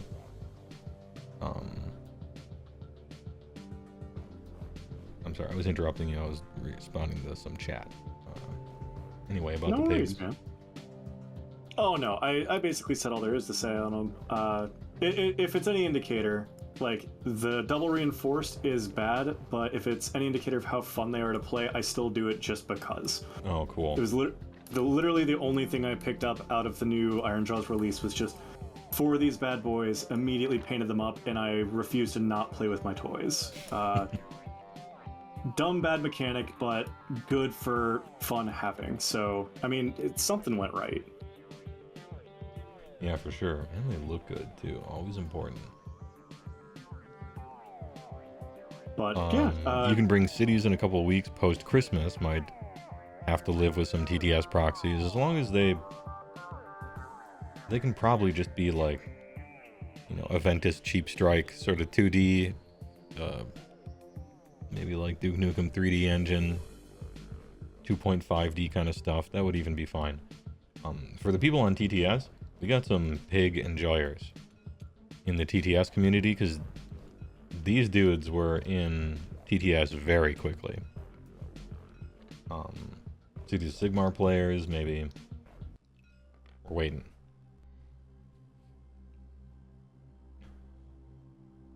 But yeah, man, I would love to play again. That was an absolute gas. I'm free most Mondays and Fridays, just not this Friday. Oh, nice. I think somebody keeps pinging me about Friday, and some army that I haven't played as well, but I'm trying to bring TTS gaming back onto the channel, because it's actual AOS. You can only play so much EverQuest and walks through forests. You do have to do some Age of Sigmar, and I like playing the game, even if I get blasted, because hilarious shit gets to happen, and that's fun. Anyway, good game, and thanks for the game. Likewise. And, thanks, man. That was an absolute gas. Big Wah in the future, I think. Of these two, I think Big Wah in the future. As always, I want to play against the hot shit even if I explode. Yeah, dude. I will plan on that then, man. Hit me up whenever you want to put it together, and I'll be there. Alright, sounds good. Awesome. You have an amazing rest of your night, dude. Looking forward to the rest of the stream. The rest of the stream, like I'm gonna stream for another 3 hours. Alright, chat, here we are. We're doing my Magician's Epic Quest in EverQuest. No, I'm kidding. Oh yeah, join my Discord. Thanks for the Streamlands shout out thing. Hey, that was a fun game. Cruelboyz buffed every season. I'm not saying they're great. I'm not saying they're amazing. They can blast Stonehorns. They can pull out the dub. Don't tell anyone, because one of the most powerful things you can have as an advantage in basically any game or contest is to be under... okay, Cruelboyz just roll 6. Okay. Two things. The first is underestimated. The second, just roll 6s. In equal parts. Yeah, you get a big bonus for being underestimated. And a lot of people's first impressions of an army stick with them forever. And it's like never updated. And so Cruelboyz came out, and in somebody's head they're like, oh, this army sucks. And they just don't pay attention to it ever, and then you can roll up and you're like, yeah, we actually kind of slap. We explode when people get into combat with us. We kind of saw that. But that's the risk versus reward, you know? I'll take it.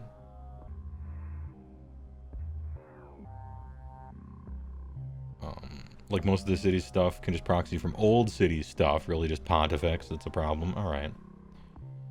You would? Last week you streamed for like 7 hours in one stream. I did stream for like 7 hours in one stream. But I don't know. People subscribe to me monthly. And so I feel like in a vacuum, I might as well stream. People get their money's worth, right? I'm gonna do it. Oh, 69 viewers, nobody leave, but also nobody join. Chill. I'm probably gonna do it at some point. I'm gonna do like, alright, this is EverQuest Saturday. Let's talk about Dungeons and Dragons and look through the thing, you know, and do the like the epic quests for the different classes. I heard you can solo them at like 70. Go all over Antonica and read quest dialogue and tell stories, but also kind of look at D&D as well. Anyway, I'm gonna get a drink. Just a little drink. It's technically dinner because it's like a boost. It's got fucking vitamins and shit in there. Anyway, be right back.